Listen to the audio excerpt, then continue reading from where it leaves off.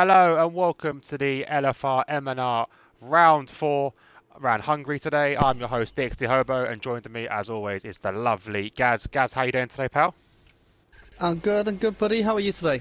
I'm good. I didn't just do that whole intro, realised my mic was muted and then had to do it all over again. I promise you that never happens. So, just going to let you know now, we're around in round 4 Hungary, currently on board. Who's actually gone out first? I think it's Freedoms was the first one on track. But are you looking forward to Hungary? Because personally, I don't like the track. It's one of my most hated ones, to be honest. You know what? To be honest, I quite enjoy it. It's What, the it's one commentating of or those the racing? tracks. Both. I'll be honest. I wouldn't mind if they said I just want a fancy driver today. I think I might have jumped in.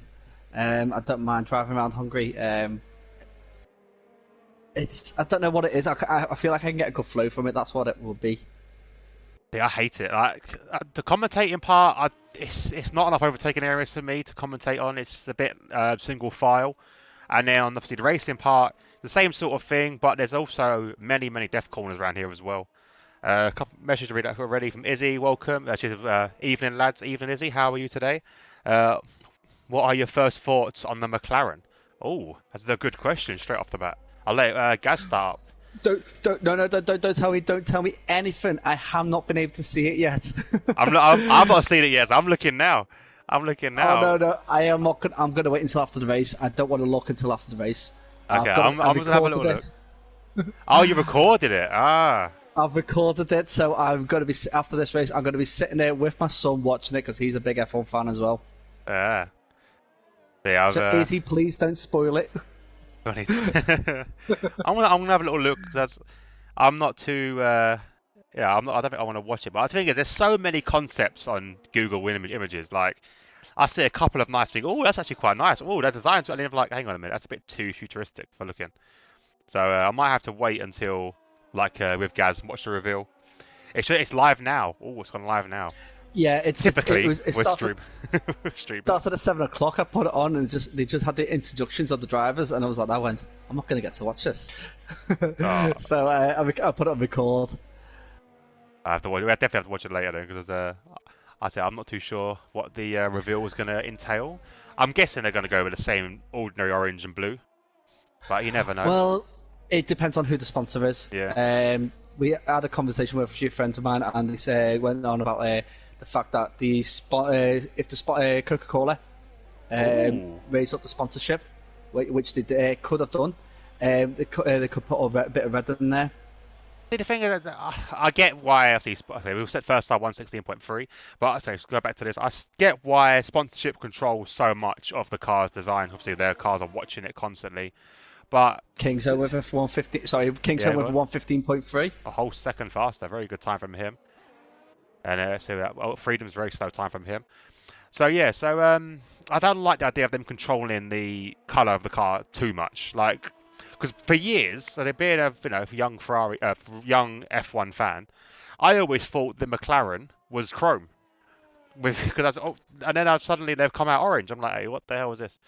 It's like the original Well, design for the Williams. That looks better when it was plain before it was the Martini. I think it looked better when it was no sponsorship on it.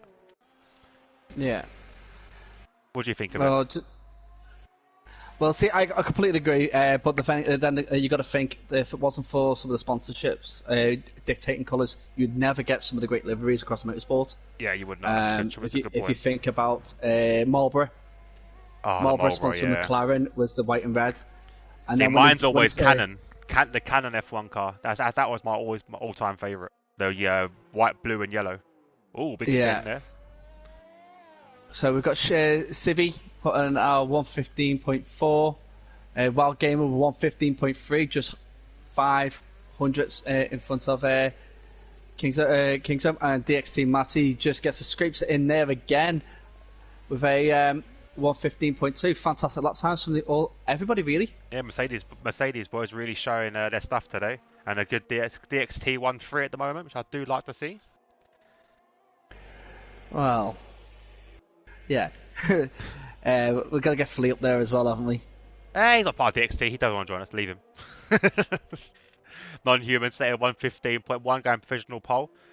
So Flea currently still in the pits, hasn't gone out yet. Percy is going round now. Let's have a look with Percy. So there's been a new update apparently now with the F1. Well, I say apparently there has been. And apparently they've fixed the glitches with the qualifying. So people could join late, which is good to see. Oh, that makes everything a little bit better. It does make it a lot Hopefully, better. It does make it a lot better. Because that was a big problem, especially with someone joining. It ruins the race because it's like, it's just annoying. Yeah, I think the glitches have got a lot worse ever since they opened it as a multi-generation ability, really. So when the PS5 and the Xbox Series X, when they joined in to the lobbies, it made it a lot harder for people to actually harder for them to collaborate, and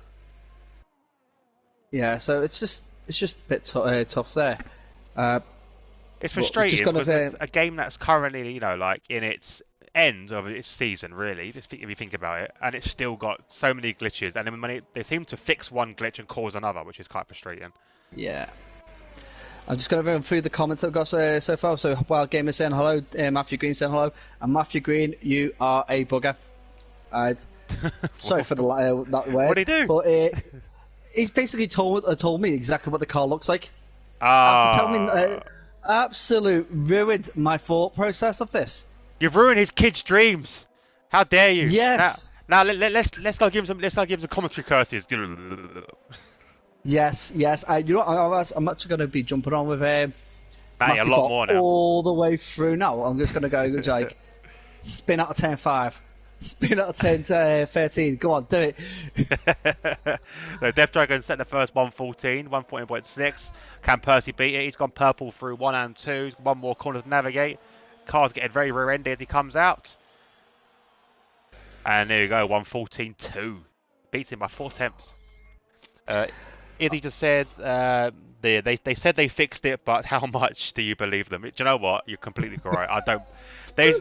Like I said, they'll make a fix and it will screw up something else. Like if I go onto my Xbox now, right now, this second, I plug my wheel in and I hit the brake without a certain setting on my dash on my car. So if I put in, say, the MFD display or something, if I turn that on or off, sorry, then if I hit the brakes, I look behind me. If I turn the wheel, I look left, I look right. So it's the worst glitch I've ever seen on a game, and it's still there to this day. Oh no! And I've just seen another glitch. I don't know if it's done for you as well, but my gears are going mad right now on board with Percy. Just flicking between 6, 7, and 8. Well, I found that sometimes you get the ones that just where it glitches with just over revs all the way through. Oh, I hate that, the gearbox glitch. So I'm just going to run through the times there quick. So we've got Percy in a 114.2, we've got Death Dragon putting a 114.6, so they're quite close together. Non-human is still on a 115.1. DxT Matty on a 115.2. I was on board with Ari, and I was expecting to come around to turn 1, and it just didn't come around for ages. I just wondered if something happened then. Wild Gamer 115.3. King's Own 115.3, Civi 115.4, Abyss 115.6, Flea 116.1, Tier 116.2, El Stefano 116.3, Ari 116.5, and someone just jumped up. Freedom, I think that was Freedom with 116.2, and Brooksy on a 118.1. Well, I think there could be a bit of a argy-bargy going on at the moment because I just saw Percy completely overtake Get Carter heading into the pits. So Get Carter took a bit of evasive action there. So there'd be a bit of urgency from the Red Bull. Hopefully it didn't cause any damage or anything. We've got Rocky who's on a fast lap, so we'll see how well he does. I did actually get a message from Izzy on my stream saying, see, I kept my mouth shut, guys. So thank you, Izzy, for keeping your mouth shut. I'll still be cursing Matthew all the way around this race now. See Matthew, you wrong platform. You come onto my one, you could have chatted about it because I don't really, I'm not too fussed about the liveries and stuff. I think it just gives me a reason to give him the curse. Yeah, definitely. I do like, I like seeing it on the grid. So like, I don't try to avoid it, but I normally avoid everything. If I see it, I see it. I'm not too fast, but when I see it on the grid, I'm like, oh, that's a new car. Oh, that's a new car. The one that I really want to see, And obviously, I think you'll agree with me here is the Aston Martin. I think we need to see British Racing Green back on the grid. Definitely, I agree with you on that, and I'm actually quite interested to see if the Alpine will pair you with a new fastest Oh time yeah, of a the Alpine, 114.2. the new name of the Alpine. And Valkyrie with a 114.3 there, so puts himself in second. Yeah, the Alpine. I've got thought like if it's going, if like you got Ferrari on the red, Yep. if you got Aston Martin going into the British Racing Green, then Alpine should go into a royal blue colour, which is what the original French racing colours were. So hopefully they go for that colour. I know they've got this temporary livery which is blue and red that they kind of showed off to say like, yeah, this is our car test and this is our temporary livery, but they still haven't got any sponsorship on it, so that's why it's only classed as temporary. Yeah. So once that comes in, that can completely change the whole design of it. Izzy's looking Yeah. forward to the Red Bull camo livery. But yeah, apparently there's a camouflage one this year. Or the one that they normally put on during testing and pre-season practice, so other car constructors can't see where all the lines are in the car. Did you see? She said, "Did you see the timing screens of the season? Half of them are blue." That's the thing. Like I said, it's annoying because, like, for example, with the Red Bull and AlphaTauri, yeah, okay, the sister teams, I get it, yeah. But do they have to be the same color? Like, it's ridiculous. They're so close together, the same colors. There's a lot of colors to choose from, guys. Like, it doesn't have to be blue. There's dark blue, light blue, turquoise blue. Like, even the Williams is like a light blue. It's not even white. It's light blue.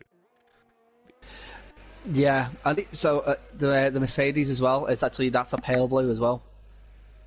Yeah, exactly. If you have to look at so many different. But they're all blue. There's so many different colours. Come on, guys. Use your imagination. Well, I could see on the new update, if you actually look, the actual colour difference on the map is actually the difference between the Ferrari and the Alfa Romeo. They were a lot closer than what they were now, so they've had to change that as well. Yeah, there's slightly different colours there. Again, I think that's another frustrating thing. Obviously, I know Alfa Romeos are meant to be red, so obviously they've had to go with the red, as built into another 114.4. But yeah, it's hard to see for us, especially on the track map when you've got two red dots or four red dots going around. You're like trying to work out which one's which. See, if it was up to me, I'd have for Alfa Romeo, I'd have a little dot, half red, half white. Yeah, actually, you know what? That'd actually be perfect because they are white and they're mostly white than the red. Let's have a look. Have we got an forward with them right now? There we go. They're mostly white. Let's be honest, mostly white and a dash of red. There. So, hey ho. I want to see what the Williams are going to be as well, because obviously the Williams will be under a new control as well. Obviously with a new name as well. No, I don't think they're not changing the name. Thank God for that. I was glad for that. I think they should keep the Williams name. It was one of the caveats that they keep the name, but the name only lasts until Sir Frank and Claire are no longer with us. Really? Yeah, that's like basically. So the name can change, but then hopefully they'll think about Williams' name is the same way they think about the McLaren name. They keep it in the sport, even though the family's no longer part of the race team. And CD has put in a time of a 1:15.5. 4.5, basically smack by the same time as Freedom, so absolutely brilliant time there. Yeah, some quick times coming in, as you can see. Not a lot of 1:14s. Could we possibly see a 1:13 today, do you reckon? I'm not going to say yes, because I think it's going to be quite tough for them to get that speed, really. But if it's going to be anybody, it'll be probably Percy or Valkyrie that's going to break that 1:13 barrier. Definitely. It's not a good track to string together sometimes. You got to be very careful. Cars are starting to retire. I think we actually have a crash. To chat on board with Get Carter quickly, I think someone's crashed into entry of the pits. Oh, I think that might be an Ari. Yeah, I think it was. Ari and possibly Freedom. Oh, whoa! There you go. Get Carter just happened to avoid that. Good reactions from him, but that's going to really screw up his time now. Yeah, because he wouldn't be able to get the speed for his outlap. I've just got a message from. Oh, it doesn't matter now. I was going to say Valkyrie was just asking that he lagged out, and he was looking for a new invite, but he's back in anyway, so that's good. Harry just messaged me saying, "I am so stupid," and now he's quoting Charles. Obviously, quoting Charles, "I am stupid. I am stupid." Harry, what happens? Let us know. Yes, please let us know. We're just seeing your car in pieces on the middle of the track. Izzy, I'm blaming you for this. No, people that you follow always seem to get screwed over. Like Ken on Saturday, you got Ari today, Raukio didn't have the best race. I think I'm blaming you. I'm aiming for you. It's all your fault. You blame me, I'm blaming you. Who is he? Yeah, it's definitely Izzy's fault. All of our fan favourites seem to get in trouble at some point in the race. Yeah, yeah. You know, I'd say I can go along with that. I can see where that would happen. Oh, so who was that? And TA puts in a 115.5. It was CDM just retired. No, he's crashed. He's crashed on the death curve. Is he crashed? Yeah. Oh. You can see his car in Sector 2. Yeah, I thought it just said he retired. I thought he might have retired in the pits. So this is where I said I got a message from King's Home earlier asking, am I looking forward to it? And I went, yeah, I'm expecting to see people spin out of turn 5. And thanks to CDM, he's actually done exactly that, really, spun out of turn 5. He has. So currently in danger, we've got... Well, actually, Ari will unfortunately be seeing the bye to him in this round. Matty Bot is currently on his outlap now. Flea is in danger, which is surprising. And El Stefano. Then we have Freedoms and CDM who are both retired. Get Carter's on the cusp along with Abyss. So there's a lot of drivers in the danger point here. Yeah, it's a lot of these drivers are the ones that you do expect to see battling in the mid-pack, really. So I do think it's the fact that these drivers are getting better and better, which means that we can't really predict who's going to be in the bottom few. No, we really can't. Especially with the three-tiered qualifying system. Ari especially said, do I want to see another Brazil? I don't know. Do we want to see another Brazil? I want to see some more battling. I want to see battling with you and Kingsholm, but I don't want to see the crashes and all of the so forth. We had quite a few. Oh yeah, I definitely want to see that. I want to see them go wheel to wheel through from like turn 7 all the way around to turn 12. That'll be absolutely epic in my eyes. That will be, especially if they don't hit each other on the way around. Let's have a look with Flea. He crosses the line. He needs to get out of the 115s possibly. He's slowed down though. It looks like he's not going to be qualifying. So that is it. We're going to say goodbye to Flea. He's pulled out of that. Yeah. Unfortunately, we've got Matty Bot who needs to put in a good time here. Yeah, we've got both watching him now. Both watching him. Yeah, we're just on board, double jinxing. He's got. Oh! I thought he might have invalidated that lap there, but that was so close. Curb. There we go. There's a little spin from Matty. That's a bit of a half spin fishtail. Quickly reading that message from Ari. What happened to him? May or may not have tried to get past as close as the apex as possible. I think he tried to take the apex as close as possible and hit their car. So he's hit his car straight into the barrier. To be honest, I don't understand why people think that is the fastest line for turn 14. Turn 14 is one of those ones where you've got to have a late apex. Yeah. You don't really touch the apex of the. You don't touch the curb on it. You are just going wide and cutting in because it gives you that most speed through the straight. Well. Oh, he hit Freedom's car. That's what happened. He hit Freedom's car. Oh. So yeah. And Matty Bot is out of Q1. Oh, sorry, Matty. Oh, I got it. Oh, hang on a minute here. Abyss has got a 5-place grid penalty for something in the race there. Not sure what happened there. But we will Let's jump onto the race. I'll jump onto the incidents and have a look. We're saying goodbye to Freedoms for some reason. King's Home. He crashed into King's Home and got himself a grid penalty. So looks like we're saying goodbye to obviously Ari in 19th, Matty Bot in 18th, 17th Flea, El Stefano in 16th, but strangely 15th and 14th as well. This will be because if the it's a glitch with it. I don't know whether it's a glitch or whether it's a system that they've put in place for the Codemasters to actually give the most competitive drivers into Q2. Because if you've crashed out or retired, they kind of bump you down. So there you go. So we are saying goodbye, but I would think that they would have made Q, made Q2 because obviously we normally see Possibly 15 Q3. drivers. Yeah, sorry, Q. Yeah. Yeah, we don't normally see so many drivers being kicked out. It is only because we haven't got a full grid.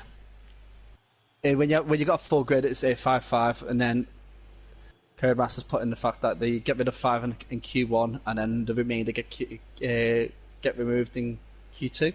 So there you go. It used to be 50-50 beforehand. So Izzy just sent me a message with all the drivers' names and their colours for this year. And she weren't wrong. Half the grid will be blue. Fernando Alonso, Bottas, Hamilton, Latifi, Ocon, Perez, Russell, Verstappen. Obviously, you've got the Red Bulls there. You've got the Mercedes. You've got the new Alpine team. So they're going with lightish blue by looks of it. And then the Williams are going for a slightly darker blue than what we're seeing today. So a lot of blues. A lot of blues.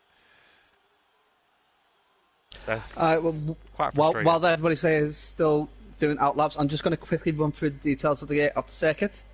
Okay, so Hungaroring in Hungary, it is 4.38 kilometers long. It is 2.7 miles. It has 14 turns, but technically it's 15.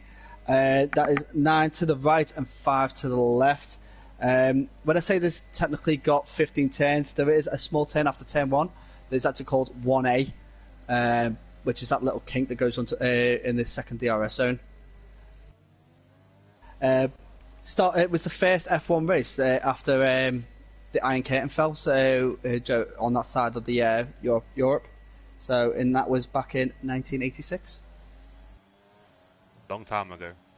Yeah, so what I'm going to do now, I'm going to run through a circuit view with Percy as he does his flying lap, because we are expecting him to do fast time here. So we've got the right-hander here of turn 1. As turn 1, it goes into the DRS zone, and then here's 1A here, that little kink going to the right as it comes into turn 2, which turn 2 is it's typically like a hairpin, but you've got to kind of get yourself out into the middle, ready for turn 3. Turn 4 coming up, and now it is the fast turn. It does have track limits on the right hand side, so you've got to be careful. So you've got to kind of scoop across here. Now into turn 5. Turn 5 there, you've got to watch the inside curve, which is very slippy. Onto the chicane of turn 6 and 7. Now this is the start of the flow, as they call it. The flow then is from turn 8 there, turn 9. You've got to basically make sure you hit the apexes perfectly here. Turn 10, onto turn 11. And then you've got a small straight here onto turn 12. You've got to make sure you've got to hit the apexes perfectly and get yourself lined up for the next corner. This is turn 12. Again, you've got to move yourself right across here for turn 13. Turn 13 is another late apex, because you've got the pin entry to your right here, and then onto turn 14. Turn 14, it should be a late apex because of the straight afterwards. But Percy hits that right in the middle. And over the line with 116.2. I'm sure you could go a little bit quicker than that because he came off just before turn 4.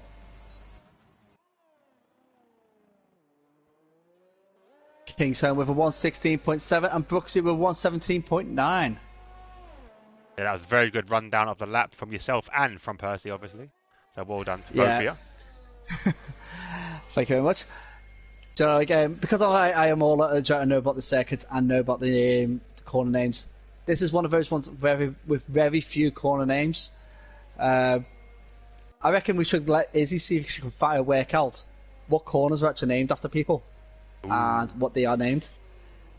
Yeah, I did see you playing this game. Obviously, I did try and join in with the Bahrain one. Bahrain, yeah. Turn 1 is Michael Schumacher corner. Someone got the name right quite quickly, but they didn't get the corner right. They went for turn 12, which that was me. I said turn 12. Yeah, you did turn 12. Why? I actually meant turn 1 and 2. No, that's what I meant. Oh, no, I didn't. Okay, I meant turn 12. I meant turn 12. It's one of my favorite tracks. The base with another circuit. 5 grid. A base with a 5 grid penalty for collision. There. Just jumping on back to see. There's a bit of a train forming at the back here, as he starts to cut the grass. I wonder if Percy picked up anything there.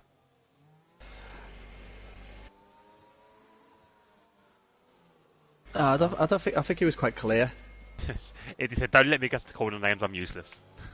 Okay, well the two corners is the names are Nigel Mansell and Jonalese. Classic drivers. Turn 4 for Nigel Mansell because it is the fastest corner. So they get named after Nigel Mansell because at the time when they were racing, he was the quickest. And Jonalese got it because he actually, in 1995 he crashed his car on that corner. That's not what you'll be known for. It's like Gambon corner on the Top Gear truck. The Gambon corner in the Top Gear track tends to make you flip your car over if you hit it too hard. We've got non-human. Let's see if he can actually improve on his time because he actually went a bit slow on that last one, so I think he might have had to come out of a corner. And he puts a 1:15.1, a nice time there. He puts himself in first so far. On the soft tyres as well. So what strategy are you using for this track? I'd go for the one-stop strategy, start on the mediums and finish on softs. But if it comes an early safety car comes out and you're on the medium tyres, you might opt for a medium soft to give yourself the best possible chance of getting the momentum. Like you said, with this circuit being hardly any areas for overtaking, you've got to kind of make the most of it and keep in touch with the cars in front until you get that overtaking opportunity. Yeah, definitely. Because once you're stuck in that, if you're in a train during the flow section, then you're not going to make an overtake. Let's be honest. The ones we're going to be seeing are going to be at the end of turn 1, possibly at the turn 2, and if someone's brave enough, going into the death corner. But there shouldn't be too many opportunities for overtaking. Matty Watts sets to 1:21.3, so not a very good time from him so far, but I'm sure he'll improve at some point. Valkyrie's jumped to the pit, but we've got Bilton Matt, who's actually jumped on to a set of mediums here. I just warn you guys, don't look at my chat because they are talking about the McLaren. Just to give you a heads up. Yeah, no worries. I'll stay clear. I've just got a message here from Brooksy. It says Abyss kept weaving on the track, tried to go down one way, and he went the same way and hit him. So I think Abyss was trying to warm his tyres up and actually hit Brooksy. So, Brooksy, best thing for you to do, my friend, is make sure you got it recorded and report it to the stewards afterwards if it did actually hamper your qualifying attempt. Yeah, definitely got to do that. Make sure everyone has got their own little personal views as well. It does help the stewards quite a lot. Just currently on board with Abyss now, as Brooksy seems to have left the session. So hopefully we can see him back soon, because otherwise he could be facing the drop zone. Yeah, especially when we're looking at the as quicker times as like the 1:14s from drivers. I reckon Percy's done this thing again where he's gone out on the soft tyres and then kind of aborted the lap to then jump on mediums. Because is he on mediums now? Is he? Let's have a look. See, I'm just inviting Thingy back. Yeah, in. he is. Yeah, he is on mediums, so he will be jumping on that. See, I'm trying to work out in my head what the time difference is on the track, and from time to time, I think it's 0.6 of a second if I worked that right. Yes, I think it is. Yeah. So I'm doing this from memory really, rather than actually sitting there with the the strategy things that they actually do on the MFD in the pits. Yeah, we don't normally see that until the formation lap. And then we don't get a choice of seeing that really, which is quite a shame. Yeah. So Bob Carter now as he's going to cross the line. He's got one more corner to navigate. Obviously the most difficult corner of the track. Full throttle now, races to the line and sets a 1:16.8, so puts him into 9th place. Percy goes 1:14.9, very, very quick time from him on the medium tyres. Yeah, he was just under a 1:14.3, so that is roughly about 6 tenths difference, so we could be looking at a 1:14.2, 1:14.1 for our fastest lap on Q3. I'm going to jump on board now with Raukio. We're going to see how he flies along. What was they expecting here? So just talk. Oh, okay, just talking about the McLaren still. Yeah. Whoa, big off from Raukio there. So I think he'll have to probably abort his lap. Not sure what happened there. I have to look at the replay of the stream. Seems he got really out of shape on turn 1. Oh, well, I've got an update from Matthew Green saying Abyss had damage. He had a spin out at turn 1 at the start of his fast lap, so that could be the reason why he was a bit wayward in the track at points. But still, got to keep the car under control. If you've got damage, you've got to get it under control and back to the pits to get it repaired, rather than try weaving all over the place to put off other drivers, unfortunately. Another spin there from Raukio to see in the bottom of the screen. He's not having a good out lap there, or a good hot lap, I should say. Abyss makes room for Tier as he goes ahead of him. So jump on board with Tier, see what he can do on these medium tyres. I'm right to think that Raukio base. Ooh, I've just seen that Abyss spin out 10-13. He's blocking the road. That's dangerous. Yeah, that is a bad place to spin there. It's a bad place to spin, but he also came back onto the track. When he should have actually just reversed back off. Yeah, Dizzy's said the Irish lads are struggling around here, which they definitely are, with Abyss and Raukio still not setting a time, but not setting good times with Raukio. Yeah, it's unfortunate, really. Raukio is a very quick driver, so hopefully he'll be able to put a lap in together now and get himself up into Q3. He's a fairly good quick driver. I won't say he's very quick. He's fairly quick, just saying. I beat him twice now. Sorry, Raukio. I don't think there's enough room for your ego in yourself right there right now. There's not. I've won 2 races now, and it's coming out of me a bit too much. Oh god! But Raukio is a very good driver, so let's see what he can do. He is quite competitive here at the front here with drivers such as Kingzone, Non-Human Freedom. They're all up there at some points. I think Percy is just on another level, to be honest. Yeah, but also Raukio is at a young age as well, so he's got time to improve. Whereas like someone like old like myself, I'm probably going down the hill now. Like he's gone up the hill for his peak, and I'm going down the hill for my peak. So he's doing very well. Raukio's put a time of a 1:15.7. Actually, that's a quite decent time, I would say. Yeah, very good time. Not bad. Very, very good time. Not bad, Raukio. Is he just messaged saying you did win them quite comfortably? To be fair, and but again, it was kind of helped for the fact that they were battling as well. Convincingly, I should say. Yeah, but yeah, it's obviously it helps when you've got 2 cars battling, and all you got to do is maintain as well.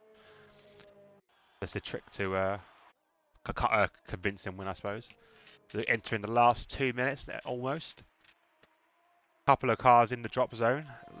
We've got Brooksy, Matty, Abyss. Get Carter's on the edge. Wild Gamer's on the edge. Good to see Wild Gamer actually making it through to Q2. Hopefully we'll see him in Q1 as well, because he's not had a great qualifying in the first 3 races, I suppose. You do mean Q3?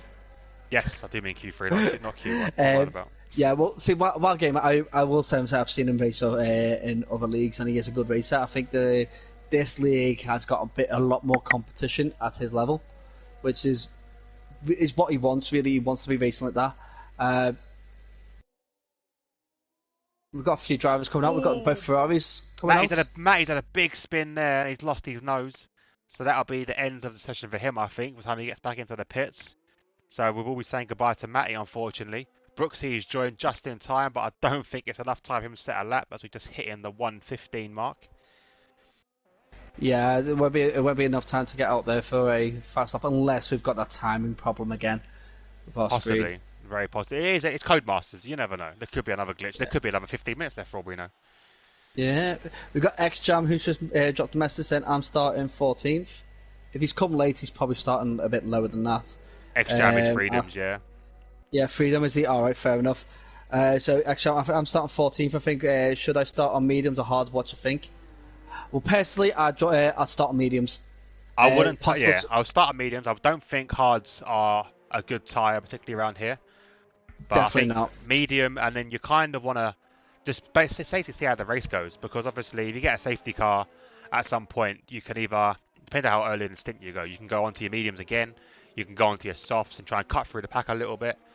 But yeah, I think the hards probably are the one to avoid, unless you have a really early crash and you want to stretch out as much as you can.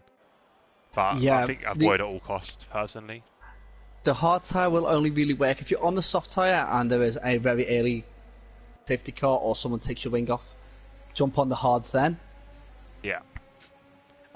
Matty decided to have a go with a Formula Ford. Yeah, did he now?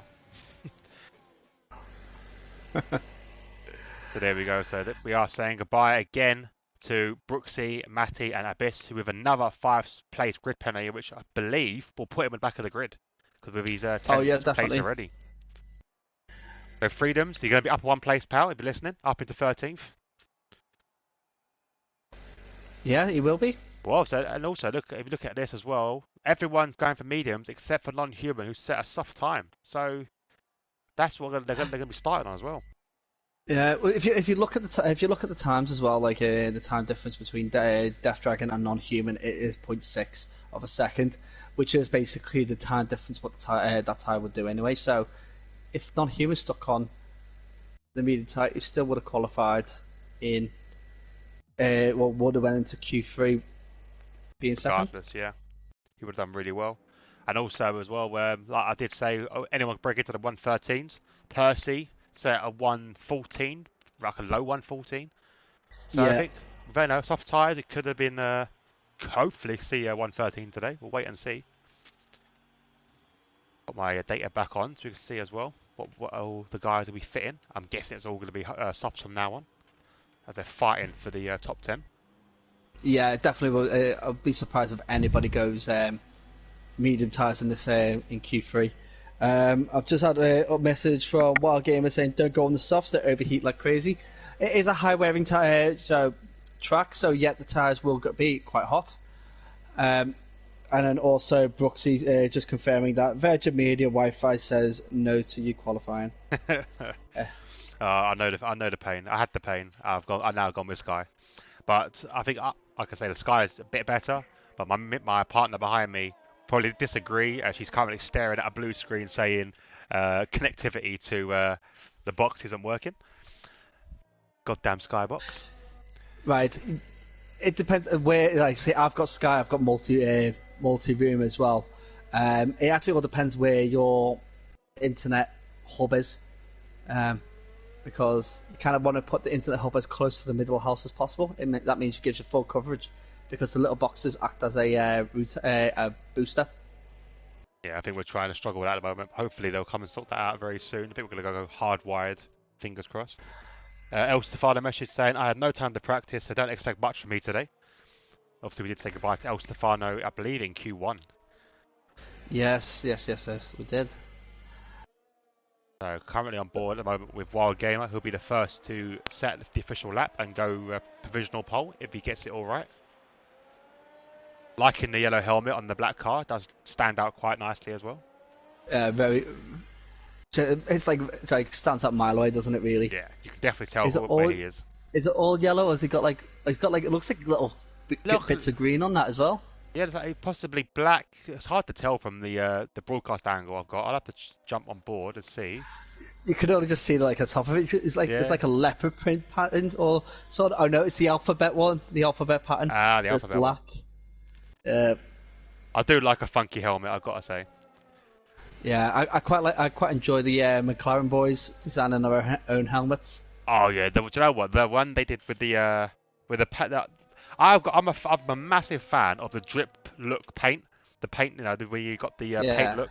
I think it looked so. Lando Norris's helmet is one of my favourites. The black helmet with the paint splashed on it. I think it looked amazing.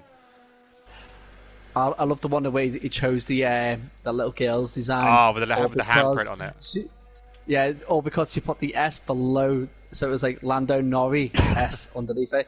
I suppose he picked it for that reason, and that reason alone was the reason why it stood up for him. So it's waiting for Wild Gamer to come across. Yeah, it was so what he sets.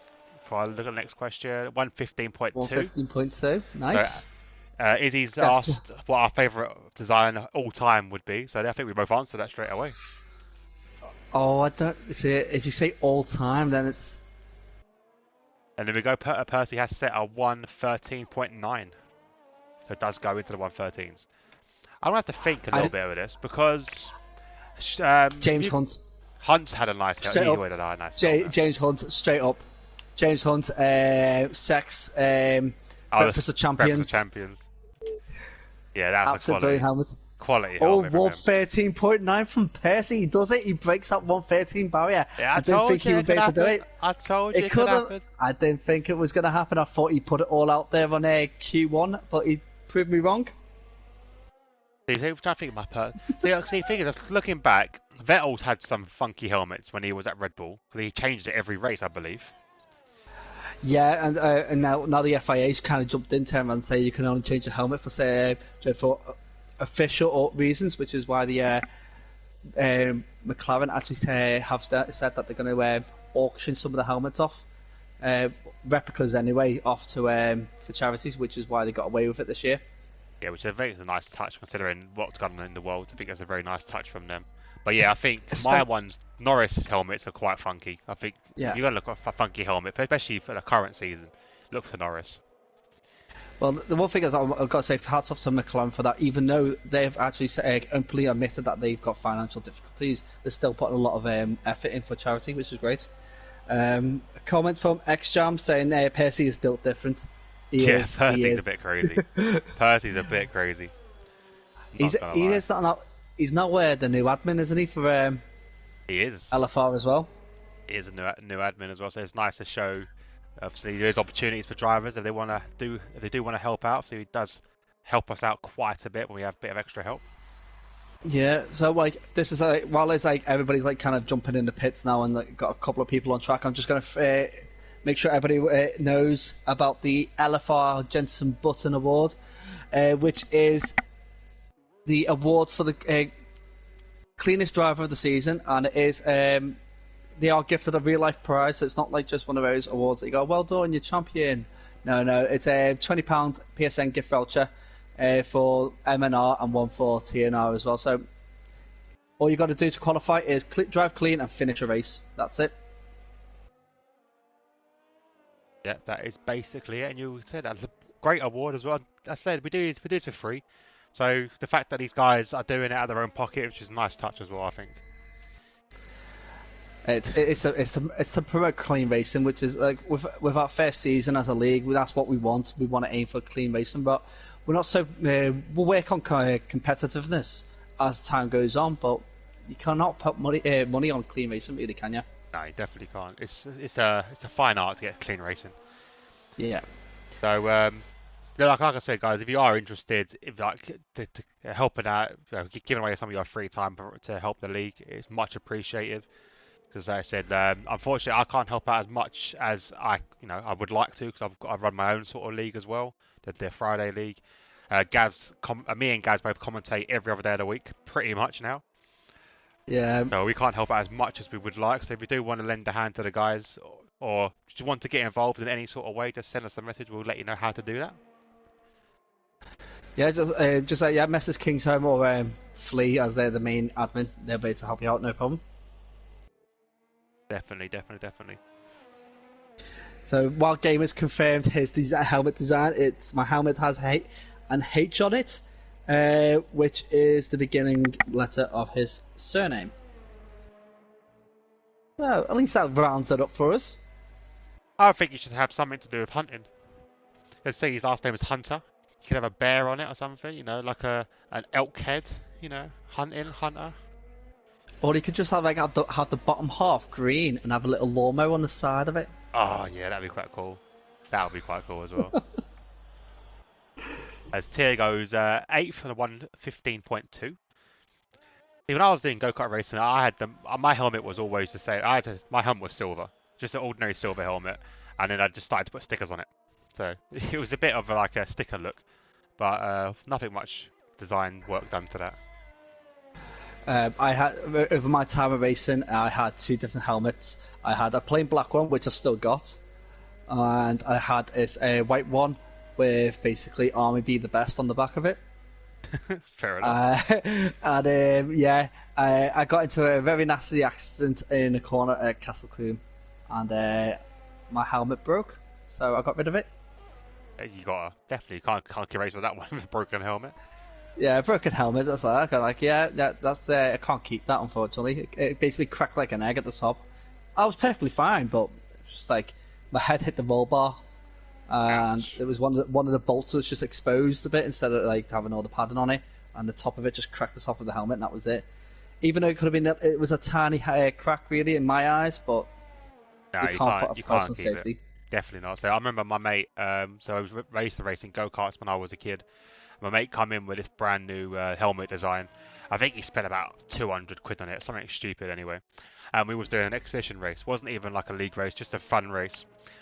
It was peeing down with rain. We're racing around City Airport, or just underneath City Airport, which is obviously in London. And it was going along, peeing down with rain. I think our drivers got distracted by a plane taking off because they would literally take off over our heads, and he was new. He lost control on the hairpin, and obviously being a hairpin and being in a go kart, you can't see round the hairpin. So someone's hit him, who's hit him, who's hit him, who's hit him. I'm in fifth.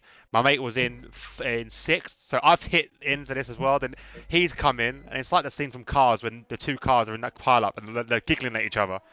And, Yeah. and then another car literally T-boned him. His helmet flew off, smashed on the floor. Had the worst crack I've ever seen. 'Cause it turns out he didn't put his helmet on properly. He didn't have the strap on or anything like that. Because he didn't know Oh, how to work it. So yeah, his helmet was completely ruined. He got hit with such force that this helmet just flew off his head. It was ridiculous. I think it was a bit big for him. I think the idea his dad was like, "Oh, you'll grow into it, son." No, he won't. But yeah, that was a while fun day. gamers, while gamers just put Carved in. it's just like it's like paper thin grass at the bottom, just where all these lawnmowers have gone over. They're just cutting it. And after about lap 6, it turned into Skeletrix, where you can't physically move out of your line you're in. Well, he broke his arm in 3 places. Well, it's lawnmower race, right? Even though it does sound quite stupid, I don't to some people, but it is actually quite dangerous. There's It does actually sound no dangerous. safe. It's just like there's no safety mechanism in that lawnmower. No, because Once there's you no hit bars, something, you're is there? flying. And No, not at all. you must be sitting quite high up, so it must be a high center of gravity, so you must easily flip. And he's a confirmed. He confirmed that yes, they do take off the Yeah. cutting blades. Thank God for that. Yeah, imagine that if he rolls it over and like the blades will be exposed, wouldn't he? If someone comes in there, and that's it, they'll be gone. Oh, don't, that'd be horrible. Got- Stream's lagging a bit. I think the stream possibly is lagging because I'm constantly trying to turn the TV back on again. So I might have to just leave it for a bit. I think the worst crash I ever saw a go-kart in was a car. I think there was a mechanical fault with one of the carts, and he had to pull to one side. Bear in mind, this was a street circuit kind of look job. Then there was no off-road. You can sort of leave. Anyway, it suddenly come to a stop. Another car who was fighting for the lead. This was a back marker. Two cars fighting for the lead, jostling, left and right. Didn't see the stopped cars. A bit like what happened with Billy Monger, but not as bad. But this car managed to get on the back of the stationary car and went skywards. And This car had basically backflipped, which was the scariest crash I think I've ever seen. I was in about, again, say sixth, seventh, so I was quite far away, but I was approaching the corner and I saw this car just go straight up into the air. It was quite scary. So just going to have a quick rundown because we have come up to the end of qualifying. So currently at the moment we've got 113.9 from Percy Valkyrie on a 114.2, Death Dragon on a 114.4, Non-Human on 114.5. A great move lap by him on his last lap there. We've got Civi on a 114.6, Kingsham on a 114.9, Wild Gamer on a 115.0, Get Caught on a 115.1, Bilton, who's just managed to get a 114.4, puts himself in third, and we've got Tier on a 115.3. Sorry, 115.2. Unfortunately, let's have got to say goodbye Percy! to. Has he gone faster again? A 113.4. Yeah, 113.4. Oh, Wow. okay. Percy, you're too That's quick on now. another level. Yeah, Unfortunately, yeah. I think we've got to say goodbye to Ari. He's message saying that he's got to go. Something serious has come up, so hopefully everything's okay, Ari. We'll have to see you soon. Fingers crossed. But it's a bit of a shame really, saying No goodbye worries, to Ari. mate. Yeah, hope everything's alright, mate. So yeah, we'll leave it at that. Hopefully we'll find some more later. Fingers crossed, like I said, fingers crossed he's okay.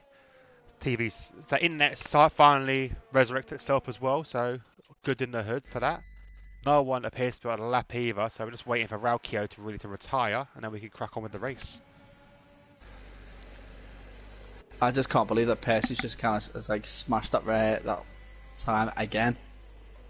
113.4, another level that is. It's Another unreal. level. That's unreal. So there we go. So Percy will be your pole sitter. We'll go through it all again when the information laps are on. But Percy, Raukio in second, Bilton, Matt in third, Death Dragon in fourth, fifth is Non-Human, sixth is Civi, seventh Kingsholm, eighth Wild Gamer, Get Carter's in ninth, and Tia is in 10th. Well, these times on Q3 are a lot quicker than what there was in Q1 from the same drivers, because we were looking at Percy of a 114.2 in Q1, and now everybody's like in the 114s, low 115s, so it's going to be a very close race, especially across the front 10. Maybe apart from Percy, let's say. Yeah, definitely. So Ari, if you are still obviously on the game, I know you're still watching at the moment, I know you're getting ready to go. If I know it's a big ask, but say if you can, if you're still in the game, if you could retire the car like early as possible, would be brilliant. But I think you might have already left, so don't worry about it too much. Yeah, Yeah, he has left the session already, so don't worry about it, my friend. Don't worry about it too much. Only if he was in the game, so don't worry about it too much, pal. Fingers crossed. Let us know if it's okay later on. It said he's okay. It's just something to do with people that's around him. So again, love to the family and friends, pal. Obviously, this whole COVID situation, it's got to be very, very careful of people around you. Oh, here's a little question for you while we're waiting for this to load up. Wild Gamers basically just said, "What power do you think we are popping?" And then he actually gave us the answer, what the power of the lawnmower. So, how much horsepower do you reckon are in these lawnmowers? Okay, it's a lawnmower. It can't be nothing ridiculous, surely. I'm gonna say 60 horsepower. 60. And that's quite a lot that's quite a high guess. But I'm gonna shout 60. 60. Well, my first car was a 1.2 Vauxhall Corsa, and that had 86 horsepower in it. Okay, I might have shot it too high for that. Yeah, he said it was 16 horsepower or 18 depending on the class. So it does sound low, but it's 16. Okay, 16. Okay. You never know. You never know with these things. I think my first car, I don't know. I think I had a 1.1 was it Peugeot 106. The thing was like, don't get me wrong, it was not a very quick car, but it was so light that it was unreal. That I rolled it twice. I think the car was ridiculous. It was so quick for what it was. My best car, I quite like Evo. My Evo, my baby. But then, unfortunately, that has now gone. Rest in peace. What did you do to it? I didn't do anything. It was actually I had a Evo 10, so the newer version, and with the flat paddle gearbox, semi-automatic. But I'm not knowing too much about the issues they had. Some of the cars had a problem with the gearbox where they'd get stuck.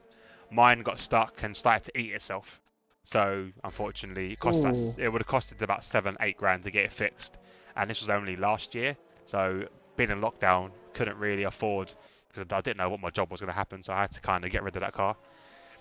So it is a shame, but I had some good times in it. I've got a nice picture on the wall behind me when we took it to Wales. So I got a nice blown up picture of it. Oh, I took the picture. What do you think? Thanks to who? Okay, yeah, you got me the picture, but I took the photo. I'm guessing your Evo is your first love then. Yeah. I think Yeah. the thing, once you own an Evo, or a sports car, you want the troubles of it. Like a little problem in an ordinary car is thousands and thousands of pounds when it comes to like an Evo or a sports car. Of course, yeah. It was for the 2 years I had it. Oh man, the best time I ever had. Well, just have a look at the tyre strategy that our drivers have chosen. We've got 2 people on softs, 2 people on hards, and the rest have gone mediums. Obviously, the one soft bear, Ari in 18th, who's not with us, so that'd be AI'd all the way around the circuit, I believe. Yeah, he did say that he'll try to shoot him an invite and try and come back and do it, but I think we did say it's not too much of a fuss, to be honest, pal. No, There's no point rushing that. If he doesn't, if he's got to be there. And there's 3, 4, 5 red lights. The routes, and away we go. And seems to be a fairly clean start. Codemasters. Yeah, the angles are awful. Everyone's fighting to turn 1. Can't really see much. Bit of wing damage off Saw Fluff. Looked like it was from a Renault.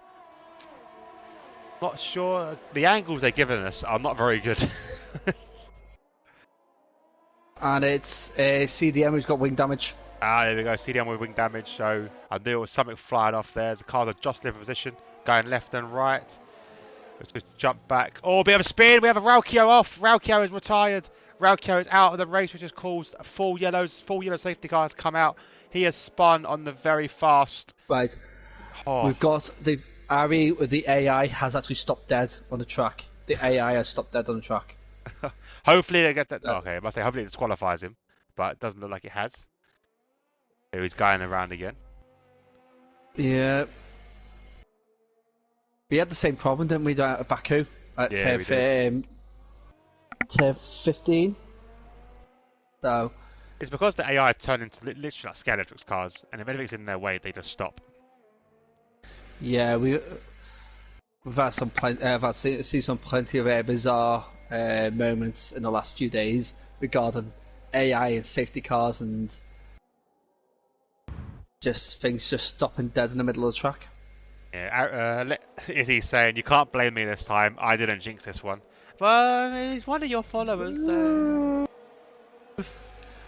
Come on, Izzy, CDM take is the blame. CDM is pitting, obviously without the new front wing, you would have to pit. I wonder what tyres you're going to go to. I think... hard tyres. Hards, yeah. Hards to go. I've seen one of the tyre strategies came up and said mediums to hard, or medium soft medium, or medium soft, which is those two combinations. I reckon you could get a medium soft, which I reckon would be the preferred strategy in my eyes. Yeah, medium soft, I think would be ideal. I'm going to try and invite Brooksy back, because he has this left again, so if his internet is not doing him too good today. Raukio has commented FFS in the chat. Obviously no genius to work out what that means. So Ari's car has actually got wing damage. The AI's car didn't choose to come in though. Normally a strange call from the AI, but you never know with them. Matty Bott has also come into the pits. He's changed onto medium tyres. I think Matty Bott started on mediums. Yeah, so he just started mediums. Oh, he's at the back of the grid though. I'm not too sure. Has he gone back onto the mediums? Let's have a look at the stops quickly. Yeah, he stopped an upset of mediums for some reason. If he has stopped mediums. Raukio basically was asked the chat what happened. He said, binned it. Well, we know that, Raukio, but we wanted a bit more of an explanation behind it. And binned it, yeah, that's brilliant. He's off to now practice Spa. Izzy's saying, you've got to try and beat Dan. Well, our next race isn't Spa, but if he wants to practice Spa, he can crack on. Who else is that? Oh, we've got normal. Oh, that's it. Non-humans pitting. Oh, that's a strange call for non-human. It's probably the worst time to pit as well. It is. I think he's got the back of the grid. He's got damage, but it doesn't look like he has. He's just putting on hard tyres. He's gone onto a set of hard tyres, so he's probably thinking he'll pit now, catch up with the pack at the back of it, so when everybody else pits, he might be able to last it out. Yeah, it's a big, bold call, because he was up there. It's a bold call. We'll see how it pans out for him. 33 laps on the hard tyre. That's a big ask. It's a big ask. It's doable, but it is a big ask. I don't think a soft to hard strategy was there ever on the cards anyway. No, definitely not. They're probably the two worst tyres for this particular circuit. Internet doesn't want Brooksy to play. we noticed that one. Let's have a look. Yeah, China's obviously in the TTFL league. China is our next race for round 3. We're skipping Vietnam. Yeah, can someone else commentate on that? I hate China. I just hate what's the name? What do you call it? Not Valencia. I say Valencia. Vietnam. Don't like Vietnam. Oh, it's see, like I said, the Vietnam is the Baku circuit that Herman Tilke wanted, but got told nope, he's not getting it. It is. If you had to look it up, if you had to look up the original Baku layout, then you'd actually see it's pretty much the same shape. Yeah, it's done by the same designer, I believe, as well, wasn't it? Yes, yeah, by Herman Tilke. So it's he's done actually he's done a lot of work. Yeah, it's his fault. He's done a lot of work at turn 1 and 1A. If you actually look at the shape of it, it's very similar to turn 9 and 10 in Bahrain. If you look at the shape. Ah. See, I like the idea of the street circuits, but you just don't get much overtaking or much or anything really. Don't get much room. No, and we're back racing. Percy's, sorry, again, I just had to jump in there. Nah, perfect. Percy's done his usual, try to pull away a gap straight away. It's Bilton though. Bilton Matt did this last time when he was behind Percy on a safety car. He actually kept pretty close compared to other drivers, so I think Bilton Matt's actually done well there to keep it within the second. Yeah, he's not falling for any Percy shenanigans at the moment, but you can see the pace of Percy. Look, he's already a second, and he's and Tiers moved on Brooksy. Obviously, Brooksy's AI'd, so yeah, Brooksy's just going to fall down quite a lot. As you can see there, the AI car doesn't like to fight particularly and probably fights in the wrong areas, so it will just drop down the grid, unfortunately. Well, Tiers got a front wing damage to the front right of his car. Oh, he does. Yeah, he's also, I think he actually just picked up a warning for turn 4 for going over the track limits and again there at turn 9, he's going a bit too far over the lines, and I think Matty Bott has actually spun. Because I think he spun out at the chicane.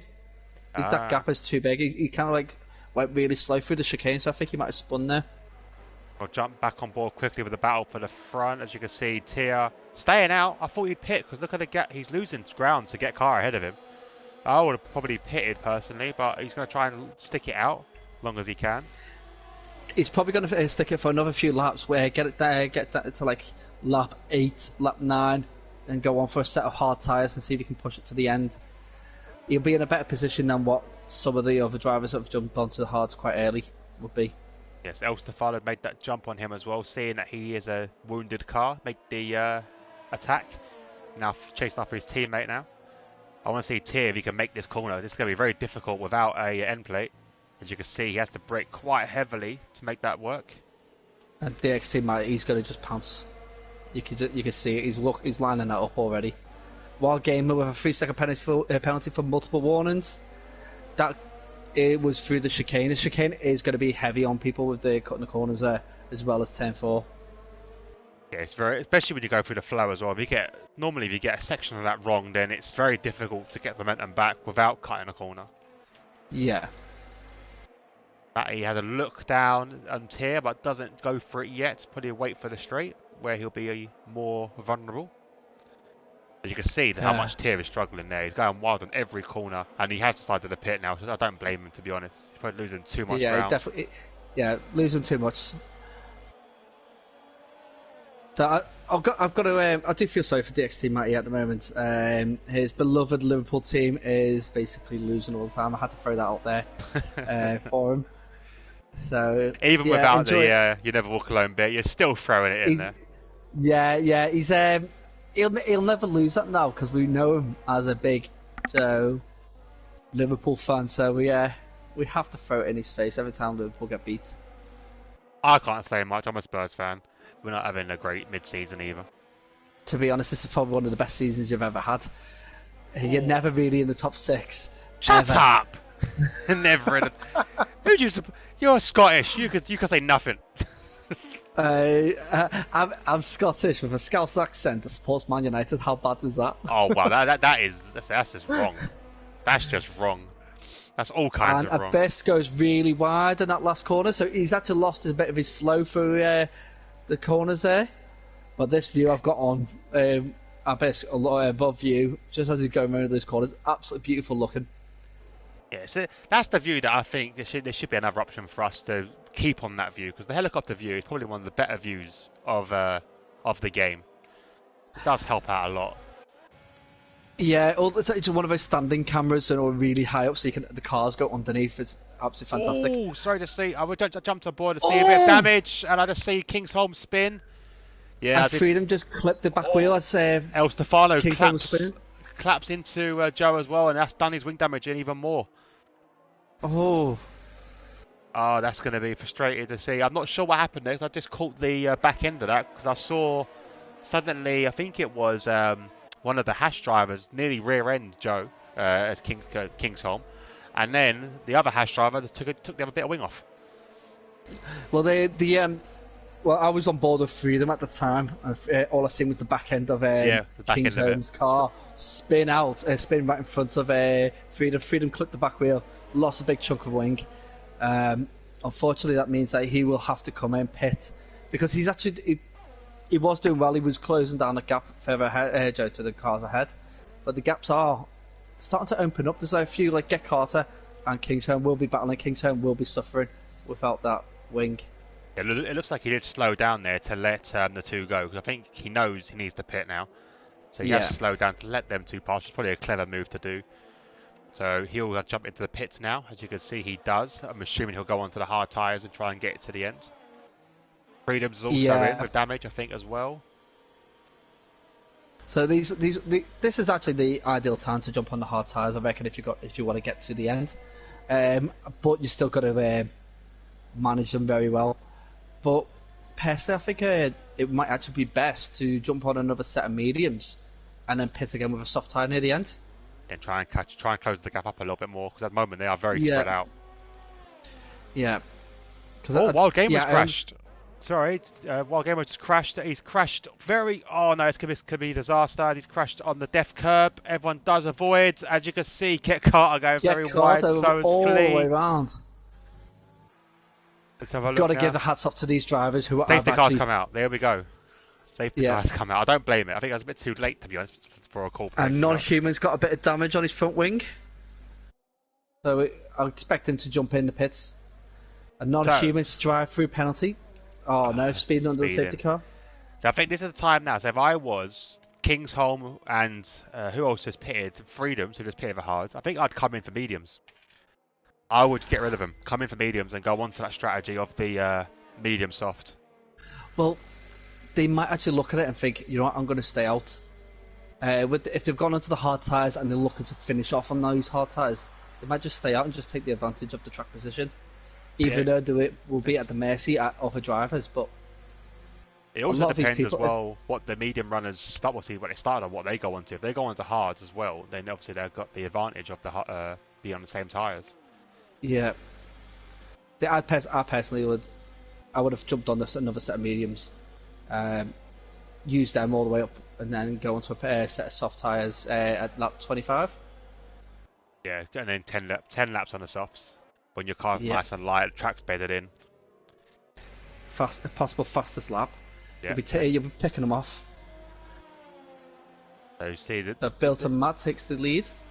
Obviously he hasn't pitted yet, I don't believe. He's on an 8-lap-old mediums. So not too. That's a bit of a strange one. I think personally, I would have pitted for the hards just to go to the end and cover off people like Percy and Death Dragon and El Stefano have done the same. Well, Percy's on the hard tyres now. He'll be looking to finish on those tyres unless there's another safety car. He'll probably jump in for a set of softs if the safety car comes in late. But 9 laps in, and this is our second safety car. For some reason, Civi seems to have his overtake stuck on, so he needs to turn it off. Really, obviously he's going to waste all his overtake behind safety car. It actually, if he's going slow enough, it won't actually affect his. It won't come down at all. It's one of those things. If he's going slow, he'll still be charging it. Fingers crossed it does. Otherwise, he'd be possibly spinning out on the corners when the tyres are getting cold. So it's my little thing I do. I put it on just when it says safety car is coming in. Yeah. I put it on then. So then it was. So as soon as I put my foot down, I've got all the power I need just to go. Yeah, that's one of my tactics I do as well. And also I stick it into Rich as well. Another little boost. Yeah. Let's have a look. So Ari, the AI, is can be at the back of the grid. Tier is catching up to the back as well as Kingsholm. We do know that non-human has got a drive through to serve, so it's unfortunate for him. He's going to be at the back anyway after this. I will be honest. It's one of those. You get 5 seconds penalty if you don't do it, or they decide to disqualify you, depending on whether how the program's been written. I think it is an instant disqualification on this, so it's kind of important that it does jump in within 3 laps after the safety car is released. I'm hoping as well they fix the glitch where I've not seen him get multiple drive-throughs because. We've just seen. Who was it? It was Abyss. He's all over the place, and I mean he's literally all over the track. He's just gone behind the safety car. He's gone off track twice. He's not holding the line at all. He's just all over the place. That's not good for the Clean Drivers Award. Well, luckily he hasn't made any contact. He is being a bit close to the Haas of El Stefano in front of him. He is very close to him.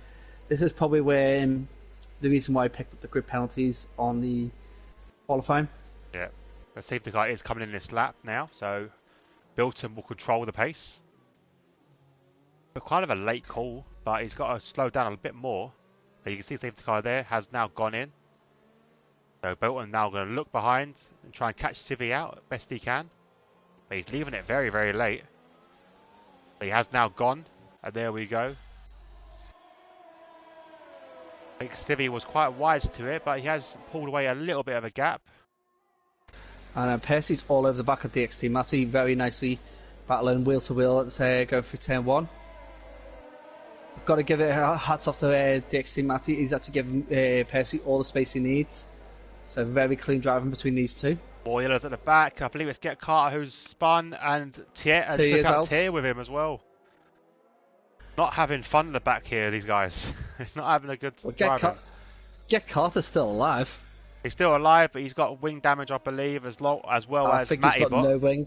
Yeah, no wing at all. Yeah, Matty Bot's got damage as well. Ari's got damage. We have yellows 1 and 2 again. Has Kingsholm got any damage? I don't think so. Doesn't look like it, no. No, I think Kingsholm was quite clean through that. I think he was because he was just in front of Tier, wasn't he? Yeah, I think he made it past Tier when this happened. Jumping on board with Percy. He's making a move on CDM. Seems weird saying CDM in a F1 game, but yeah, there you go, CDM. CDM defends very, very well there. Obviously, his teammate ahead of him needs to do what he can to keep Percy behind. Jumping back again. I think Brooksy's under attack from all angles, being a what's the name? AI. Non-humans into the pit. Yeah, that's his drive through, I believe. Yeah. Kingsar make the move on Brooksy there. Oh, Death Dragon's jumped Percy. What? Missed that one. How did that happen? Well done, Death Dragon. Percy's gone really wide at 10-2 there.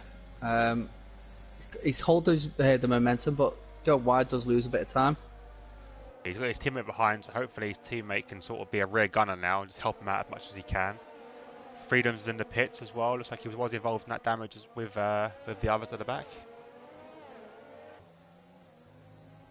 Again, the angles around here not brilliant. So I'm having to go on board quite a lot to see the action.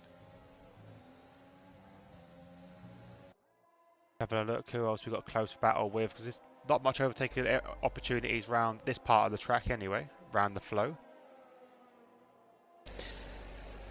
Percy half spun at the end at the last corner. Is that what caused it? Yeah. So that's probably why Death Dragon managed to jump on him.